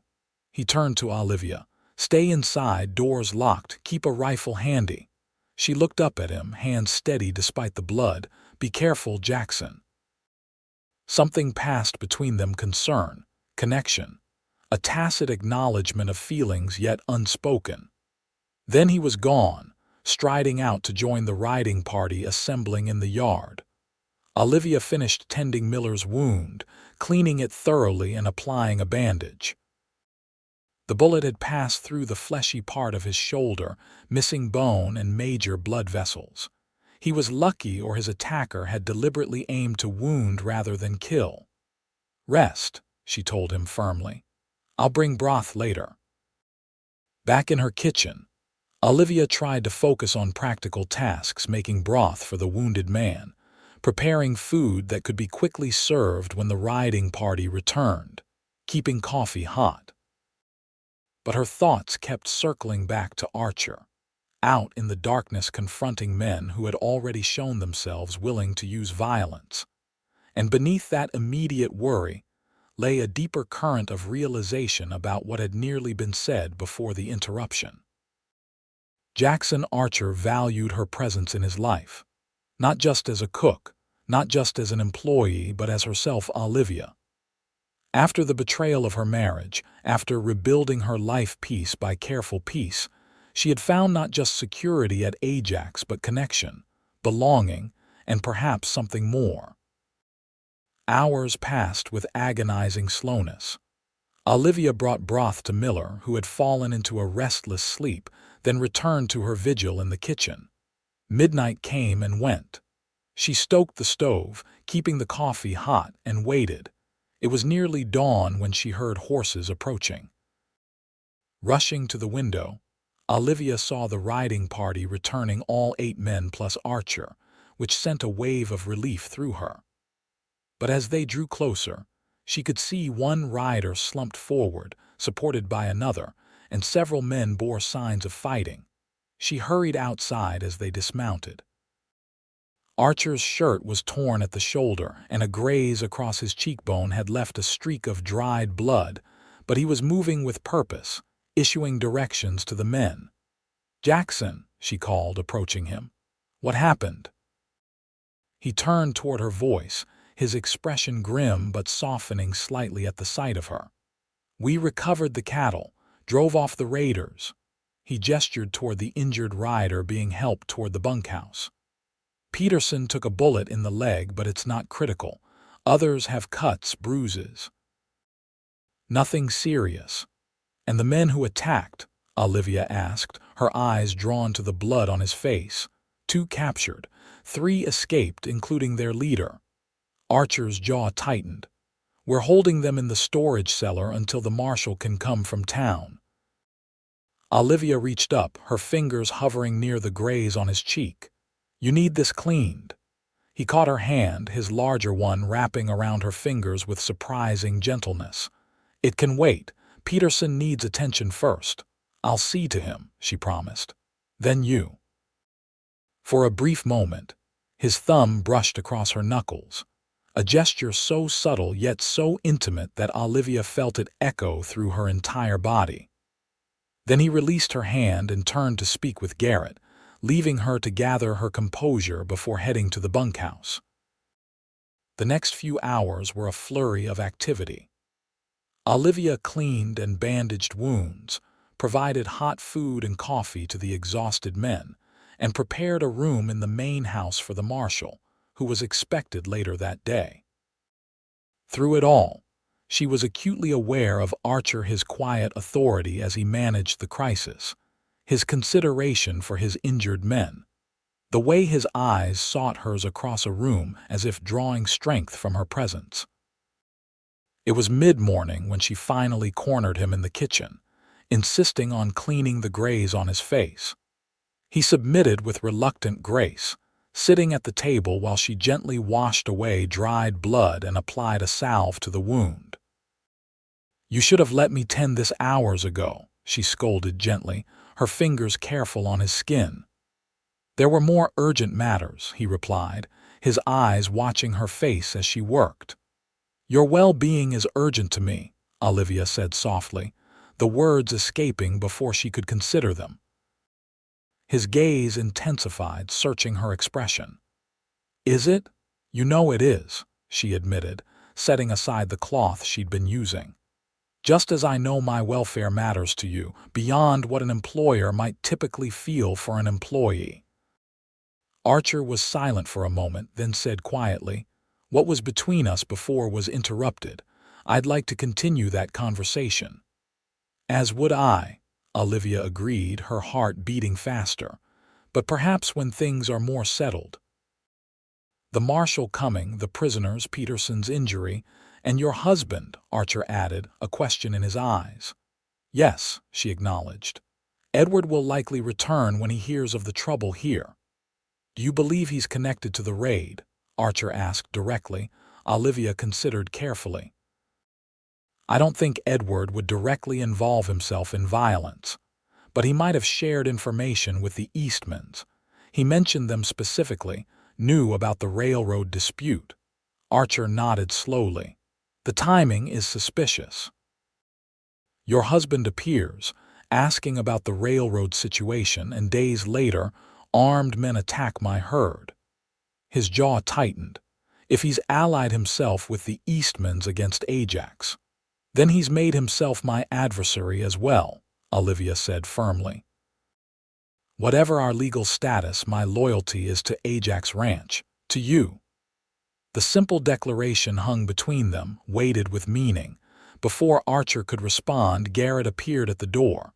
Marshall's here, he announced, and he's brought company, Edward Rowland, asking to speak with his wife. Olivia felt her stomach tighten, but she kept her expression composed. I'll speak with him. We'll speak with him, Archer corrected, rising from his chair. Together.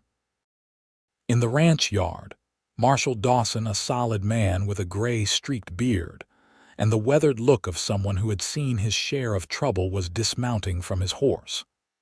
Beside him, Edward Rowland sat astride a rented gelding, his expression a carefully constructed mask of concern.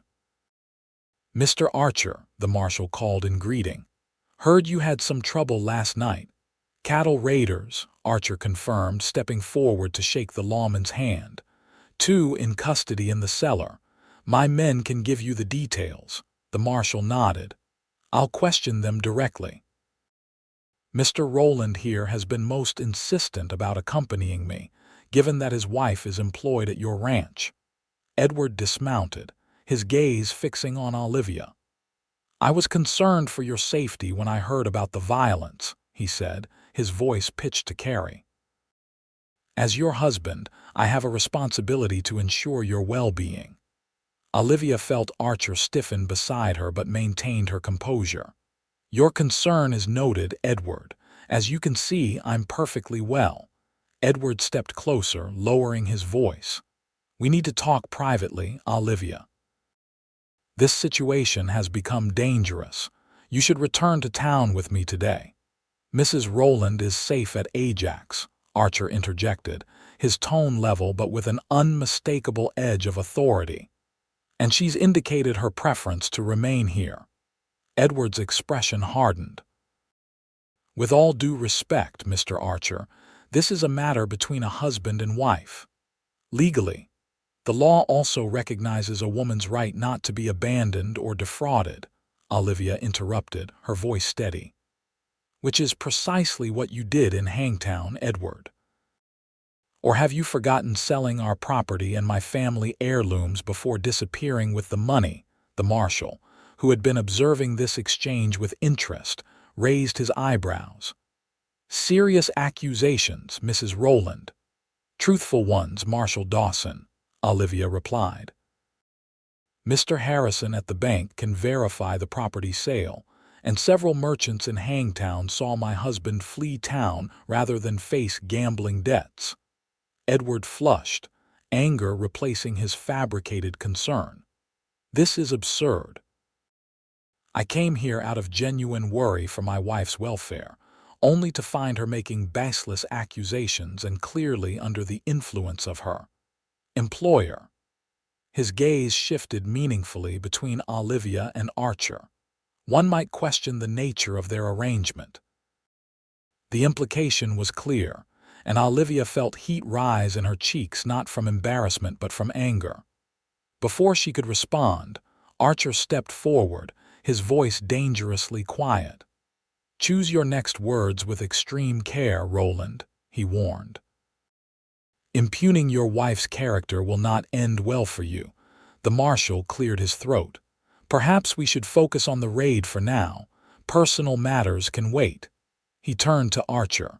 I'd like to question your prisoners.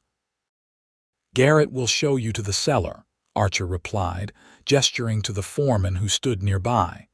As the marshal moved away with Garrett, Edward stepped closer to Olivia, lowering his voice. This has gone far enough, Olivia. You're making a spectacle of yourself, living alone among these men, defying your husband's authority. My authority as Ajax's cook is earned through hard work and competence, Olivia replied evenly. Unlike your supposed authority as my husband, which you forfeited when you abandoned me without resources. Edward's expression darkened. You always were stubborn, but this time, you're in over your head. He glanced toward Archer, who was speaking with one of the hands a short distance away. The Eastmans are powerful, Olivia. They'll have this land one way or another. Archer is fighting a losing battle. So you have allied yourself with them, Olivia said, confirmation rather than question. Was it your idea to raid the herd? Or did you just provide information about Ajax's vulnerabilities? A flicker of unease crossed Edward's face.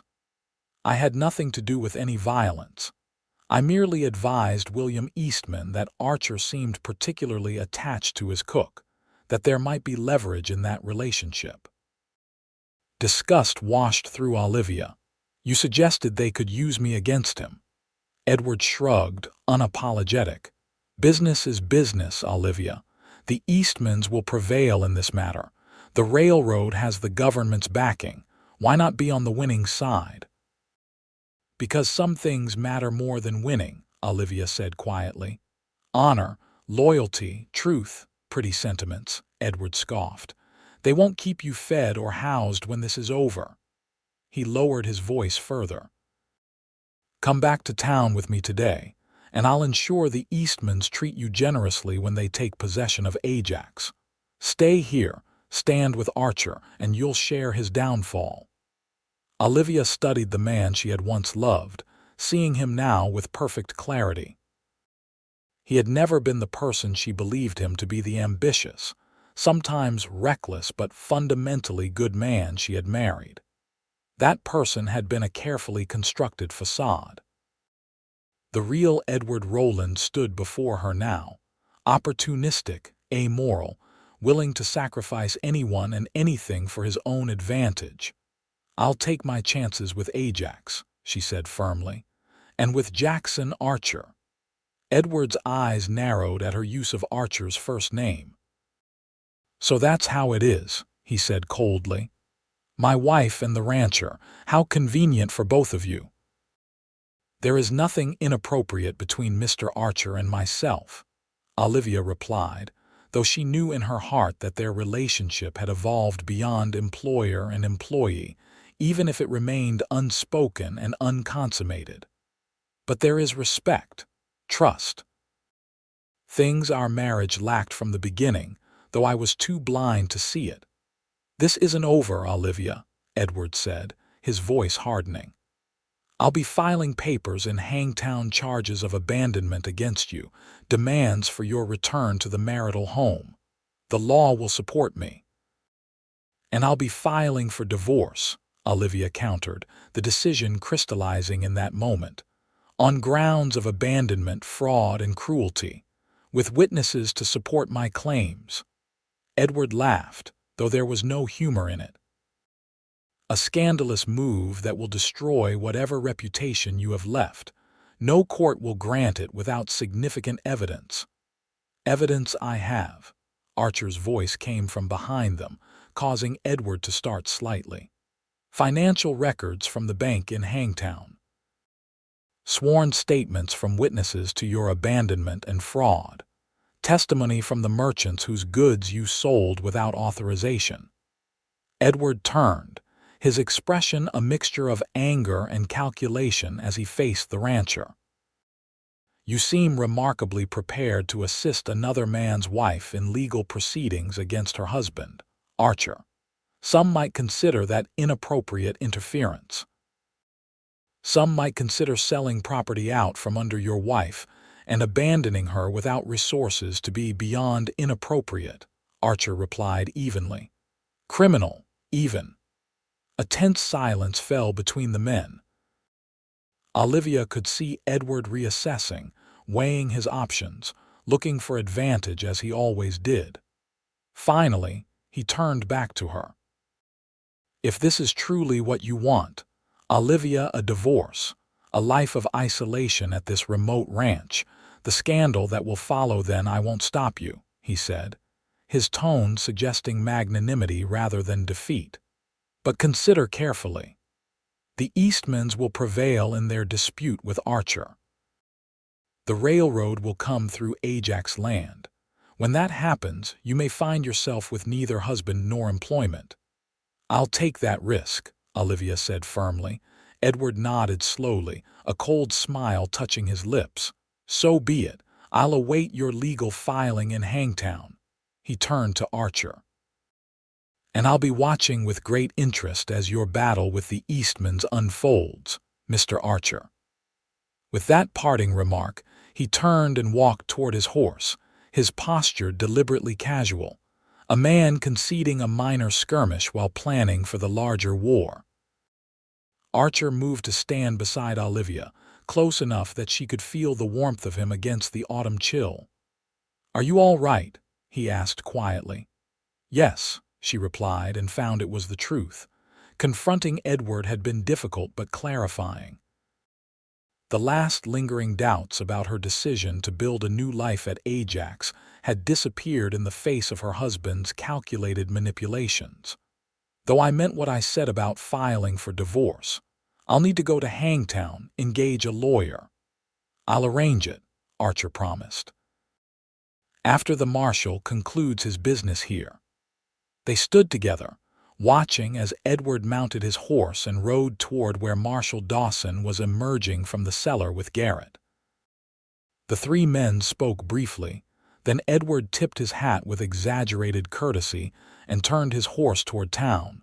The marshal approached Olivia and Archer, his expression thoughtful.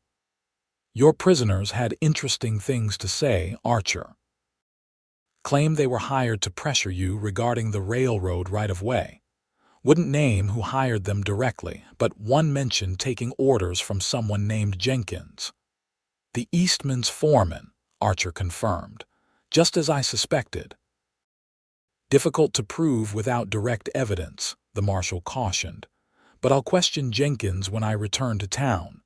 Meanwhile, I'm taking your prisoners to the Hangtown jail." "And my wife's husband?" Archer asked, a hint of challenge in his voice. He seemed quite familiar with the Eastman's plans. The marshal glanced toward Edward's retreating figure. "Rowland. He's been in Hangtown for days, asking questions about his wife. Made it known he was concerned about her welfare out here." He looked at Olivia with a mixture of curiosity and respect. "Though I gather the concern isn't mutual, madam. My husband abandoned me in Hangtown after selling property that was meant to be our home," Olivia explained briefly. "I found employment here at Ajax. Now he's reappeared, claiming husbandly concern while allying himself with the Eastmans against Mr. Archer." "Complicated situation," the marshal observed dryly, "but not uncommon in my experience. The law tends to favor husbands in such matters, Mrs. Rowland, unless there's clear evidence of wrongdoing." "We have evidence," Archer stated firmly, "and Mrs. Rowland intends to file for divorce on grounds of abandonment and fraud." The marshal raised his eyebrows but nodded. "That's her right, of course. Judge Carlton handles such cases." Fair-minded man considers evidence carefully. He studied them both for a moment. "Though I'd advise discretion in the meantime. Hangtown loves gossip, and a cook living at a remote ranch filing for divorce while her employer supports the case." He let the implication hang in the air. "My reputation is already compromised by my husband's actions," Olivia said with quiet dignity. "I would rather face gossip and secure my independence than remain legally bound to a man who has proven himself dishonorable." The marshal nodded, seeming to appreciate her straightforward approach. "As you wish, madam. I'll return tomorrow for further statements about the raid. Good day to you both." After he left with the prisoners, Archer turned to Olivia, his expression grave. "The marshal's right about gossip. Your husband has already implied there's more between us than an employment arrangement." "There is more," Olivia said simply, meeting his gaze. "Though not what Edward insinuated." Archer's eyes softened. "Yes," he agreed quietly, "there is more. But while you remain another man's wife, even one who abandoned you, we must be careful. Your reputation matters less to me than truth," she interrupted gently. "And the truth is that I have found more than employment at Ajax, Jackson. I've found belonging, purpose, a home." "And what of your future?" he asked, his voice low and intense. "When the divorce is final, if it's granted. What do you want then, Olivia?" The question hung between them, weighted with possibility. Olivia knew what she wanted: to remain at Ajax, to continue building this life that had become so precious to her, to explore the deepening connection with the man standing before her. But she also knew the practical realities they faced: the ongoing dispute with the Eastmans, Edward's potential for causing trouble, the inherent challenges of a woman alone in frontier society. "I want what I've found here," she said finally. "Work that satisfies me, a place where I'm valued for my contributions. And—" she hesitated, then continued with quiet courage, "and the opportunity to see where this connection between us might lead once I'm legally free." Something kindled in Jackson's eyes: hope, perhaps, or determination. "That's what I want too," he said simply. "But the path won't be easy. The Eastmans won't give up their plans for the railroad. Your husband won't quietly accept losing his legal claim on you. There will be gossip, judgment. I've faced worse, Olivia replied with a small smile. And I'm stronger now than I was when I arrived at Ajax. He reached for her hand, a gesture of solidarity and promise. We'll face what comes together then, one step at a time. His fingers warm around hers, Olivia felt certainty settle in her heart. Whatever challenges lay ahead, the legal battle for her freedom, the Eastman schemes to take Ajax land, the gossip that would inevitably follow her decision, she would meet them with the strength she had found in this place, with this man who had offered her not just employment when she most needed it, but respect, trust, and now, the promise of a future built on honesty. The weeks that followed were filled with activity both on the ranch and in Hangtown. Olivia traveled to town with Archer to file her petition for divorce, engaging a lawyer recommended by Mr. Harrison at the bank. The legal process would take time, evidence gathering, witness statements, court appearances, but her attorney was cautiously optimistic, particularly given the strength of her abandonment claim and the financial evidence of Edward's misdeeds. True to his word, Edward filed counterclaims, alleging that Olivia had abandoned him, not the reverse, and insinuating impropriety in her living arrangements at Ajax Ranch. But his position was weakened by witness statements from Hangtown residents who had seen his hasty departure months earlier, and by financial records that clearly showed his sale of property that should have housed them both. The Eastmans, meanwhile, continued their campaign to secure Ajax land for the railroad right-of-way. Their legal claim of partial ownership had been dismissed by the court, but they turned to other tactics, offering to buy parcels from neighboring ranchers to create an alternative route, spreading rumors in Hangtown about Ajax's financial stability, even approaching some of Archer's hands with offers of employment at higher wages. None of these strategies succeeded. The neighboring ranchers, many of whom had long-standing relationships with Archer, refused to sell. The hands remained loyal, insulted by the Eastmans' assumption that they could be lured away. And Ajax Ranch continued to operate efficiently, its cattle healthy, its finances stable under Archer's careful management. Through it all, Olivia and Jackson maintained a careful propriety in their relationship, mindful of her ongoing divorce proceedings and the scrutiny they faced from Hangtown society. But privately, their connection deepened through quiet conversations in the kitchen after the hands had retired, shared work as autumn turned to winter and ranch operations adapted to the changing season, and a growing understanding of each other's strengths, vulnerabilities, and hopes for the future. It was a crisp December evening, with snow dusting the pine-covered hills surrounding the valley, when Jackson found Olivia in the kitchen, preparing dough for the next morning's biscuits. The ranch was quiet, the hands already in the bunkhouse seeking warmth on the cold night. "Letter came from town today," he said without preamble, holding up an envelope. "From your lawyer." Olivia wiped flour from her hands, her heart quickening. "What does it say?" "I didn't open it," Jackson replied, handing it to her. "It's addressed to you." She broke the seal with fingers that trembled slightly, unfolding the single page within. Her eyes scanned the legal language, seeking the essential information. When she found it, she looked up at Jackson, her expression a mixture of disbelief and relief. "The divorce is granted," she said softly. "On all grounds: abandonment, fraud, cruelty." The judge ruled that Edward's behavior constituted complete desertion and financial misconduct. Jackson's face remained carefully controlled, but his eyes revealed his emotion: joy, relief, hope. "When?" "Final as of last week," Olivia said, still processing the news.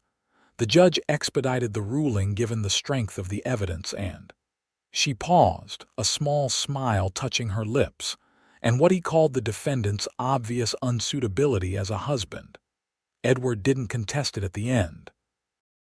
Apparently not, Olivia replied, scanning the letter again. My attorney writes that Edward left Hangtown shortly after the last hearing. Rumor has it he's gone to Sacramento. With the Eastman's backing, most likely, Jackson observed, his tone grim. They'll have found another way to use him. Or perhaps he found another scheme, another opportunity, Olivia said, setting the letter aside. It doesn't matter now. He has no legal claim on me, no authority over my choices. The realization washed over her like a wave. She was free, truly free for the first time since her marriage. Free to build her life as she chose, to keep her own earnings, to make decisions without fear of Edward's interference or legal control. Jackson stepped closer, his eyes intent on her face. And what will you choose now, Olivia? Now that you're free to decide? She met his gaze steadily. I choose Ajax, she said simply. I choose the life I've built here, the work that fulfills me, the place that has become home. She paused, gathering her courage. And I choose the possibility of a future with you if that's what you want as well. He reached for her hand, enfolding it in his. It's what I've wanted since I realized what kind of woman you are, he said quietly. Strong, principled, determined to build something worthwhile despite what was taken from you. As you've done with Ajax, Olivia observed, understanding how deeply their experiences paralleled each other. Jackson nodded. We're alike in that way. We see value in what we build with our own hands, our own effort. His thumb traced a gentle pattern across her knuckles. I want to build a future with you, Olivia, here at Ajax together. The simple declaration, spoken without flourish but with absolute sincerity, moved Olivia more deeply than any elaborate profession could have. This was Jackson, straightforward, honest, saying exactly what he meant. I want that too, she replied softly. He smiled then, a rare, full smile that transformed his face.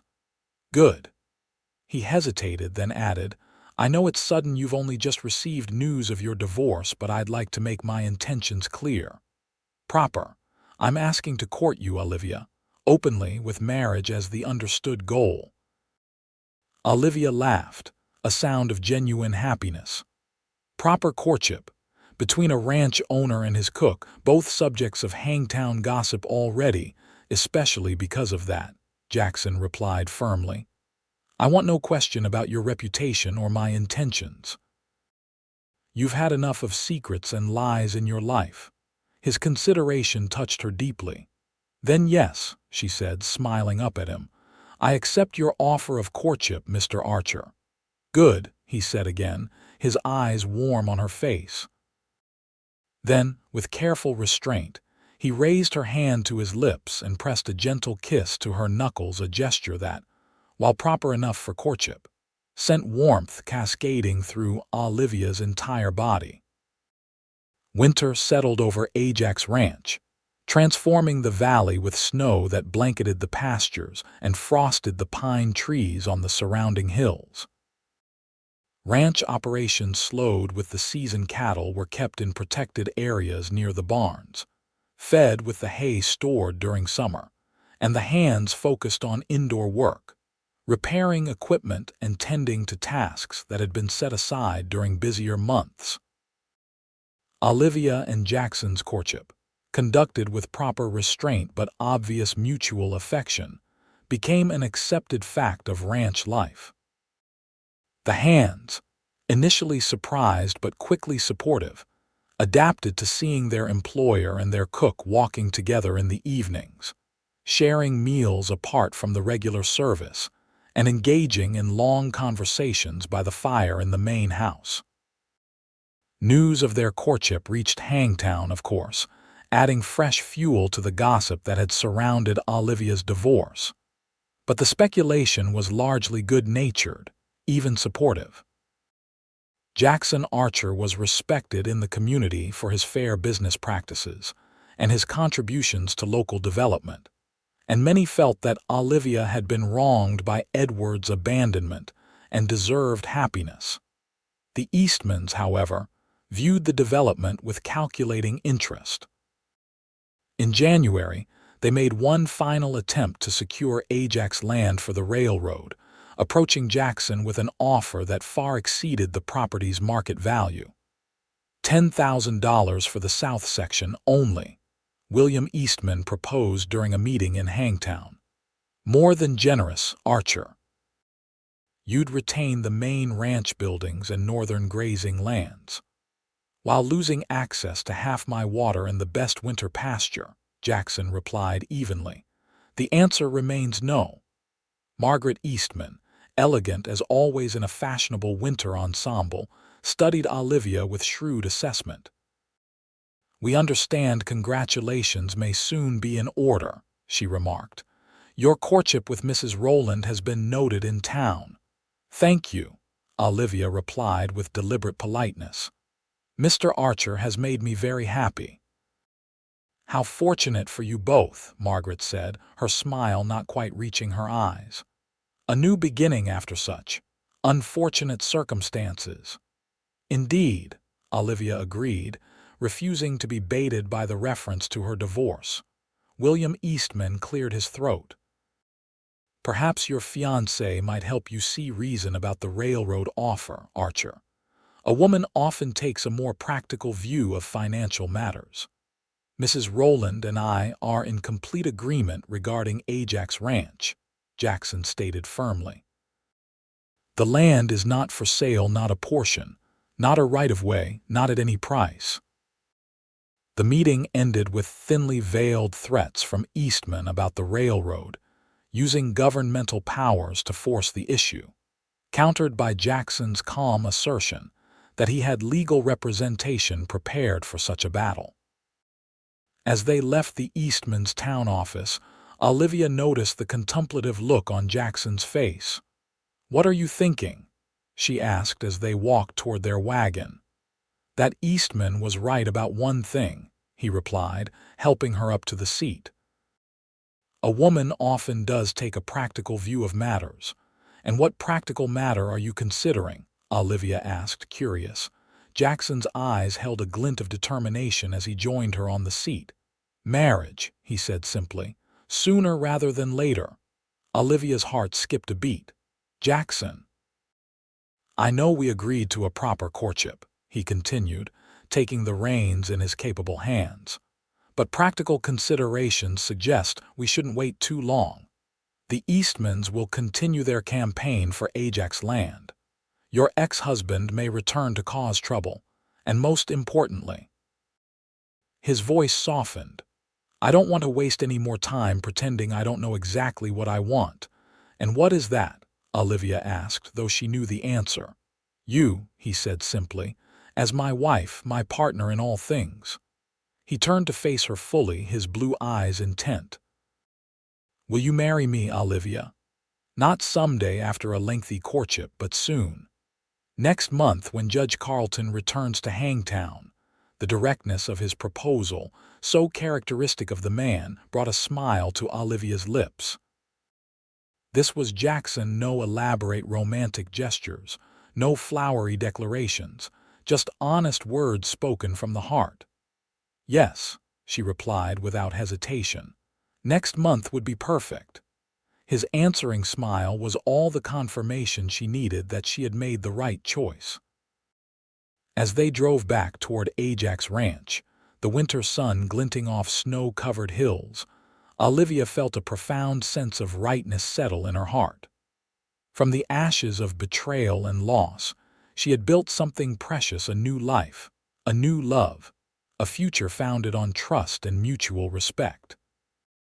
The wedding took place on a clear February day in the Hangtown church, attended by the entire Ajax Ranch staff, several neighboring ranchers and their families, and a surprising number of townspeople who had followed Olivia's story with interest and goodwill. Mr. Harrison from the bank gave her away, an honor he accepted with genuine emotion, and Garrett stood as Jackson's best man. Olivia wore a simple but elegant dress of deep blue, with a lace collar that had been a gift from the shopkeeper's wife, who had first sold her supplies when she arrived in Hangtown. Jackson, uncharacteristically nervous but determined, waited for her at the altar in a new black suit, his face transforming with undisguised love when she appeared at the church door. The ceremony was brief but meaningful, the traditional vows spoken with conviction by both bride and groom. When Judge Carlton pronounced them husband and wife, the small church erupted in enthusiastic applause and cheers from the Ajax hands, who had come to view their cook with protective affection and genuine respect. The celebration continued at the Occidental Hotel, where Jackson had arranged a reception that combined elegance with frontier practicality: good food, plenty of drink, music from local musicians, and an atmosphere of genuine goodwill. Olivia, moving among their guests with Jackson at her side, felt a happiness that went beyond the day's events. This was not just a wedding, it was the culmination of a journey from despair to hope, from betrayal to trust, from isolation to belonging. The Eastmans were notably absent from both ceremony and reception, though they had received invitations as prominent members of the community. Their absence was a reminder that the battle over Ajax land continued, but on this day, neither Olivia nor Jackson allowed that shadow to dim their joy.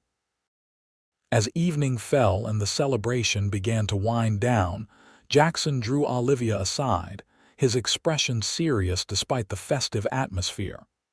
"I have something for you," he said, reaching into his coat pocket. "A wedding gift." He handed her a folded document, official looking, with a red seal at the bottom. Curious, Olivia opened it, her eyes widening as she read the contents. "Jackson," she breathed, looking up at him in astonishment. "This is a deed," he confirmed, "to Ajax Ranch, with both our names listed as owners." Olivia stared at the document, emotions welling in her throat. After everything that had happened with Edward, after losing her family home and possessions to his deceptions, Jackson was offering her not just his name, not just his love, but legal partnership in everything he had built. "I don't know what to say," she whispered, tears threatening. "Say you'll build this ranch with me," he replied, his voice low and intent. "As true partners, equal in all things." "Yes," Olivia said, the word carrying all the conviction in her heart. "Always yes." The journey back to Ajax Ranch the following day, their first as husband and wife, was made in comfortable silence, each lost in thought as they watched the familiar landscape unfold before them. The winter sun cast long shadows across snow-covered fields, and in the distance, the outline of ranch buildings stood against the white backdrop of hills. "Home," Jackson said simply as they crested the final rise, and the full vista of Ajax Ranch spread before them. Olivia reached for his hand, their fingers intertwining naturally. "Home," she agreed, the word carrying all the meaning they both understood: not just a place, but a belonging, a shared purpose, a future built together.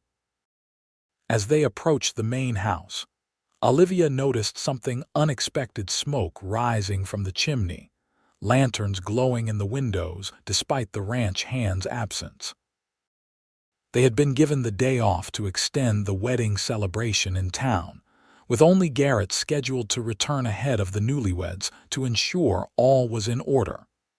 "Garrett must have prepared the house," Jackson observed as they pulled up to the hitching post. But when the front door opened, it was not the weathered foreman who appeared, but Margaret Eastman, elegantly attired despite the remote setting. "Welcome home," she called, her voice carrying a hint of irony. "We thought we should offer our congratulations in person since we missed the ceremony." Olivia and Jackson exchanged a quick glance of shared wariness before he helped her down from the wagon. "Margaret," he acknowledged as they approached the house, "this is unexpected." "The best surprises often are," Margaret replied with a practiced smile. "William is inside. We brought champagne to toast your marriage."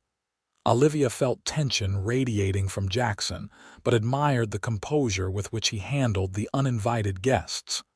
"Very thoughtful," he said evenly, "though you might have sent word ahead."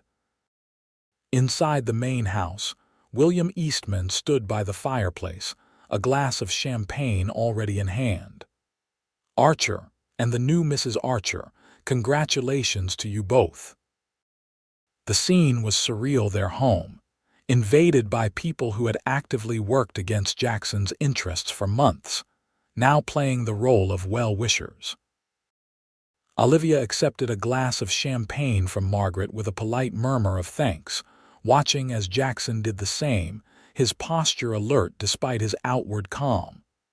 "To new beginnings," William proposed, raising his glass, "and to beneficial partnerships."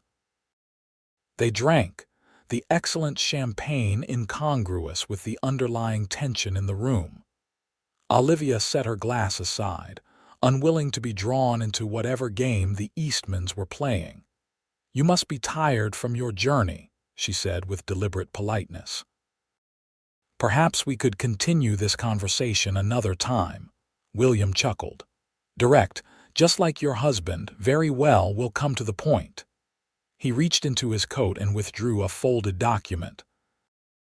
"The Railroad Commission has made its final determination on the route through Hangtown territory. I thought you should be the first to know." Jackson accepted the document, unfolding it with steady hands. Olivia moved to his side, reading over his shoulder.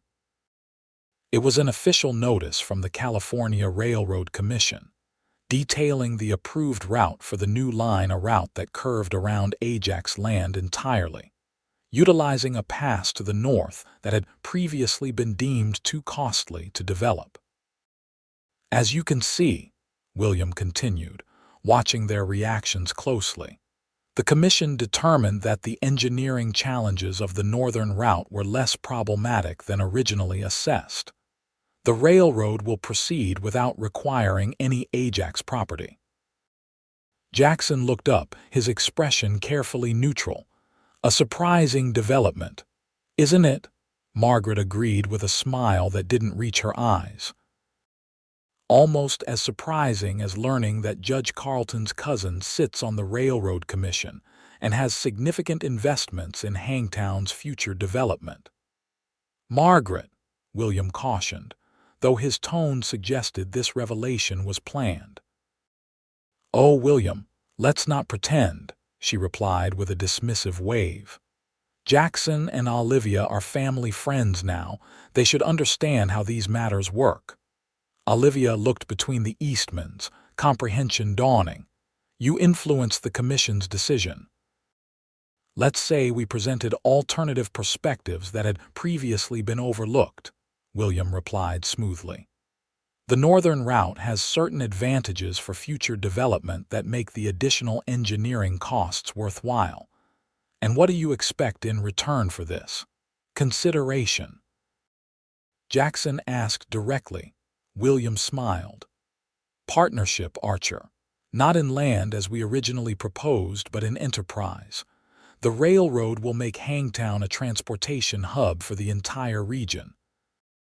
Cattle operations like Ajax will have direct access to markets in Sacramento, San Francisco, even eastward.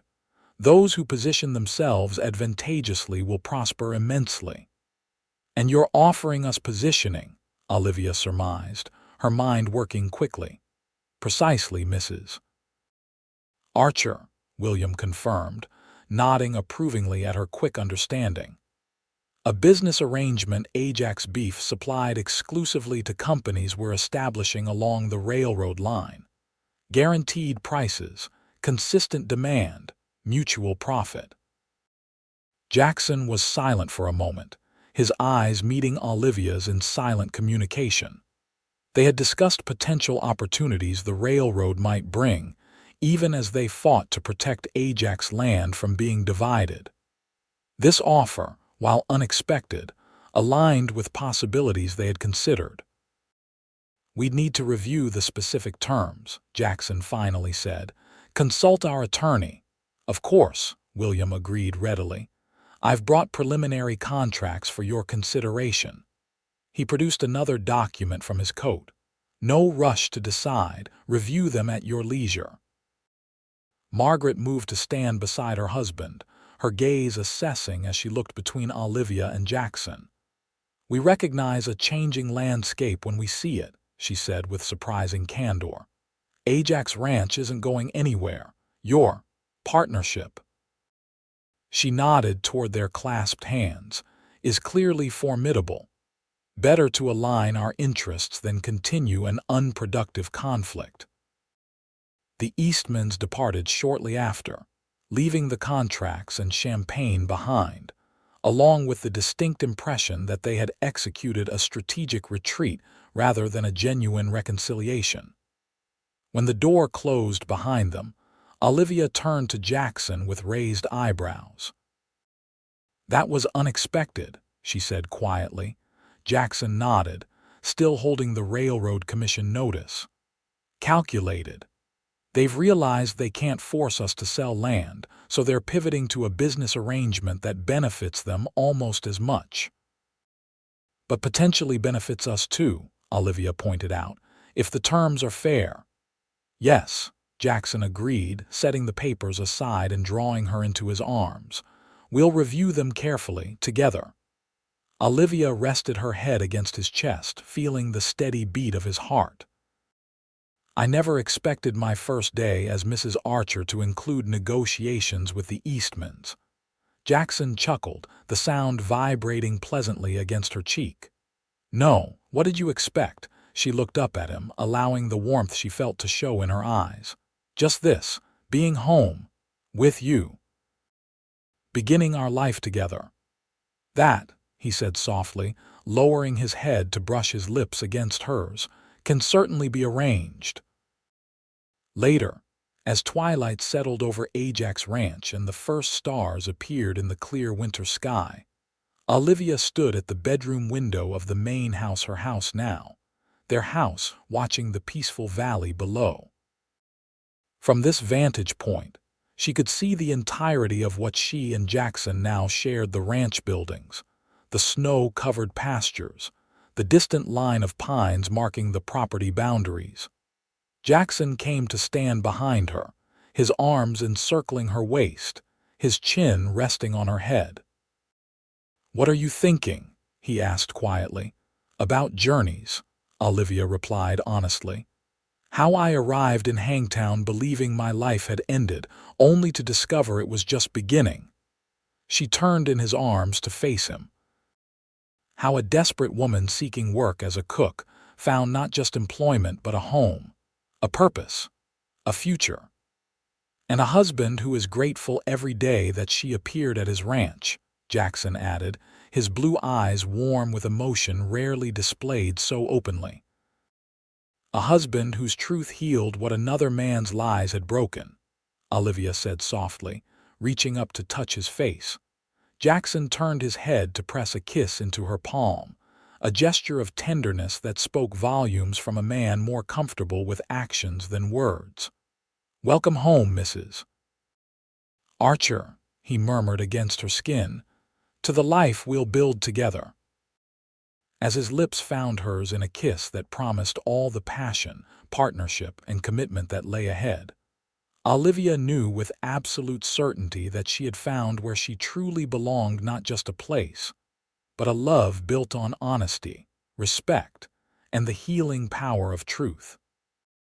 Spring came early to Ajax Ranch that year, bringing with it new growth, new possibilities, and the promise of abundance. The business arrangement with the Eastmans, carefully negotiated and legally documented, proved profitable for both parties. The railroad construction progressed steadily, and by late summer, the first trains would connect Hangtown to larger markets, transforming the region's economy. Edward Rowland never returned to Hangtown. Rumors occasionally reached them of his activities in Sacramento, San Francisco, and later, the booming silver territory of Nevada, always pursuing the next opportunity, the next scheme, never finding the stability and success he so desperately sought. For Olivia and Jackson, the passage of time only strengthened what had begun in those early days when a desperate woman found work in a remote ranch kitchen. Their partnership, both personal and professional, brought Ajax Ranch to new heights of success. And when their first child was born the following winter, a son they named David, after Jackson's father, the happiness that had seemed impossible during those dark days in Hangtown was complete. On the child's first birthday, as family and friends gathered to celebrate at the ranch, Olivia found a moment of quiet reflection on the porch of the main house. The winter sun was setting behind the western hills, casting golden light across the snow-covered valley that had become her beloved home. Jackson joined her, their son sleeping contentedly in his strong arms. "Penny for your thoughts," he said softly, not wanting to wake the child. Olivia smiled, leaning into his side. "I was thinking about how lives can change completely in the space of a few seasons, how endings can become beginnings, and how truth can heal what lies have broken," Jackson added, recalling her words from their wedding night. "Yes," she agreed, watching as the last rays of sunlight illuminated the Ajax Ranch buildings, solid and enduring against the winter landscape.